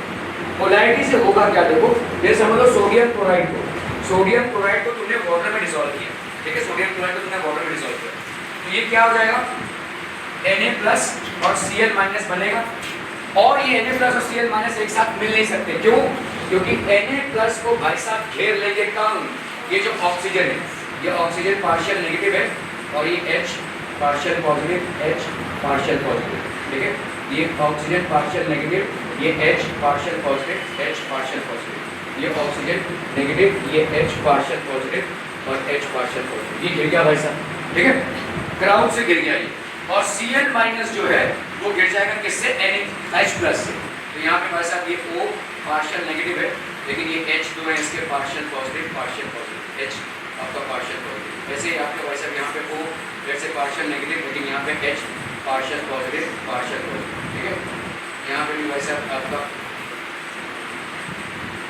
जैसे आपका H partial positive, H partial positive, और ये आपका O पार्शियल नेगेटिव, ये भाई साहब गैस, अब ये दोनों आपस में नहीं मिल सकते, ये होती है पोलैरिटी। पोलैरिटी से क्या हो जाएगी भाई साहब, आपके आयंस में डिफरेंस क्रिएट हो जाएगा, ये आयंस मिल नहीं पाएंगे, इसके वजह से जो प्रॉपर्टी होती है उसको हम बोलते हैं डाइइलेक्ट्रिसिटी, इसको बोलते हैं डाइइलेक्ट्रिक प्रॉपर्टी। तो आप सोचो इस चीज़ को कि सोडियम क्लोराइड को हम हीट करते करते उसके मोल्टेन स्टेट में लेकर जाते हैं, तब जाकर वो भाई साहब इलेक्ट्रिसिटी कंडक्ट करता है। We basically are bringing it to its molten state, then it will start conducting electricity. लेकिन भाई साहब यहाँ पे क्या हो रहा है, अगर आप भाई साहब इलेक्ट्रिक तो मोल्टेन स्टेट में जाएंगे तब जाके इसकी इलेक्ट्रिसिटी कंडक्ट होगी। By heating sodium chloride to its molten state, then it starts conducting electricity. लेकिन जैसे वही तो बोल रहा हूँ, एटम्स में क्या हो रहा है, जैसे आप सोडियम क्लोराइड को पानी में डाल रहे हैं मुफ्त में भाई साहब विदाउट इन्वेस्टिंग एनी एनर्जी, आराम से वो इलेक्ट्रिसिटी कंडक्ट करेगी। ये दोनों आपस में सेपरेट हो जाएंगे और मिल नहीं सकते। दूसरे लिक्विड्स में क्या होंगे, ये दोनों सेपरेट हो जाएंगे लेकिन फिर मिल जाएंगे, जिसकी वजह से भाई साहब ये पोलैरिटी नहीं, क्योंकि दूसरे लिक्विड्स में पोलैरिटी नहीं है, दूसरे लिक्विड्स में पोलैरिटी नहीं है, इसकी वजह से वो सेपरेट तो होंगे लेकिन फिर मिल जाएंगे, तो आपका इफेक्ट नहीं आएगा, ठीक है, आयंस का इफेक्ट नहीं है। और दोनों क्वेश्चन नहीं बहुत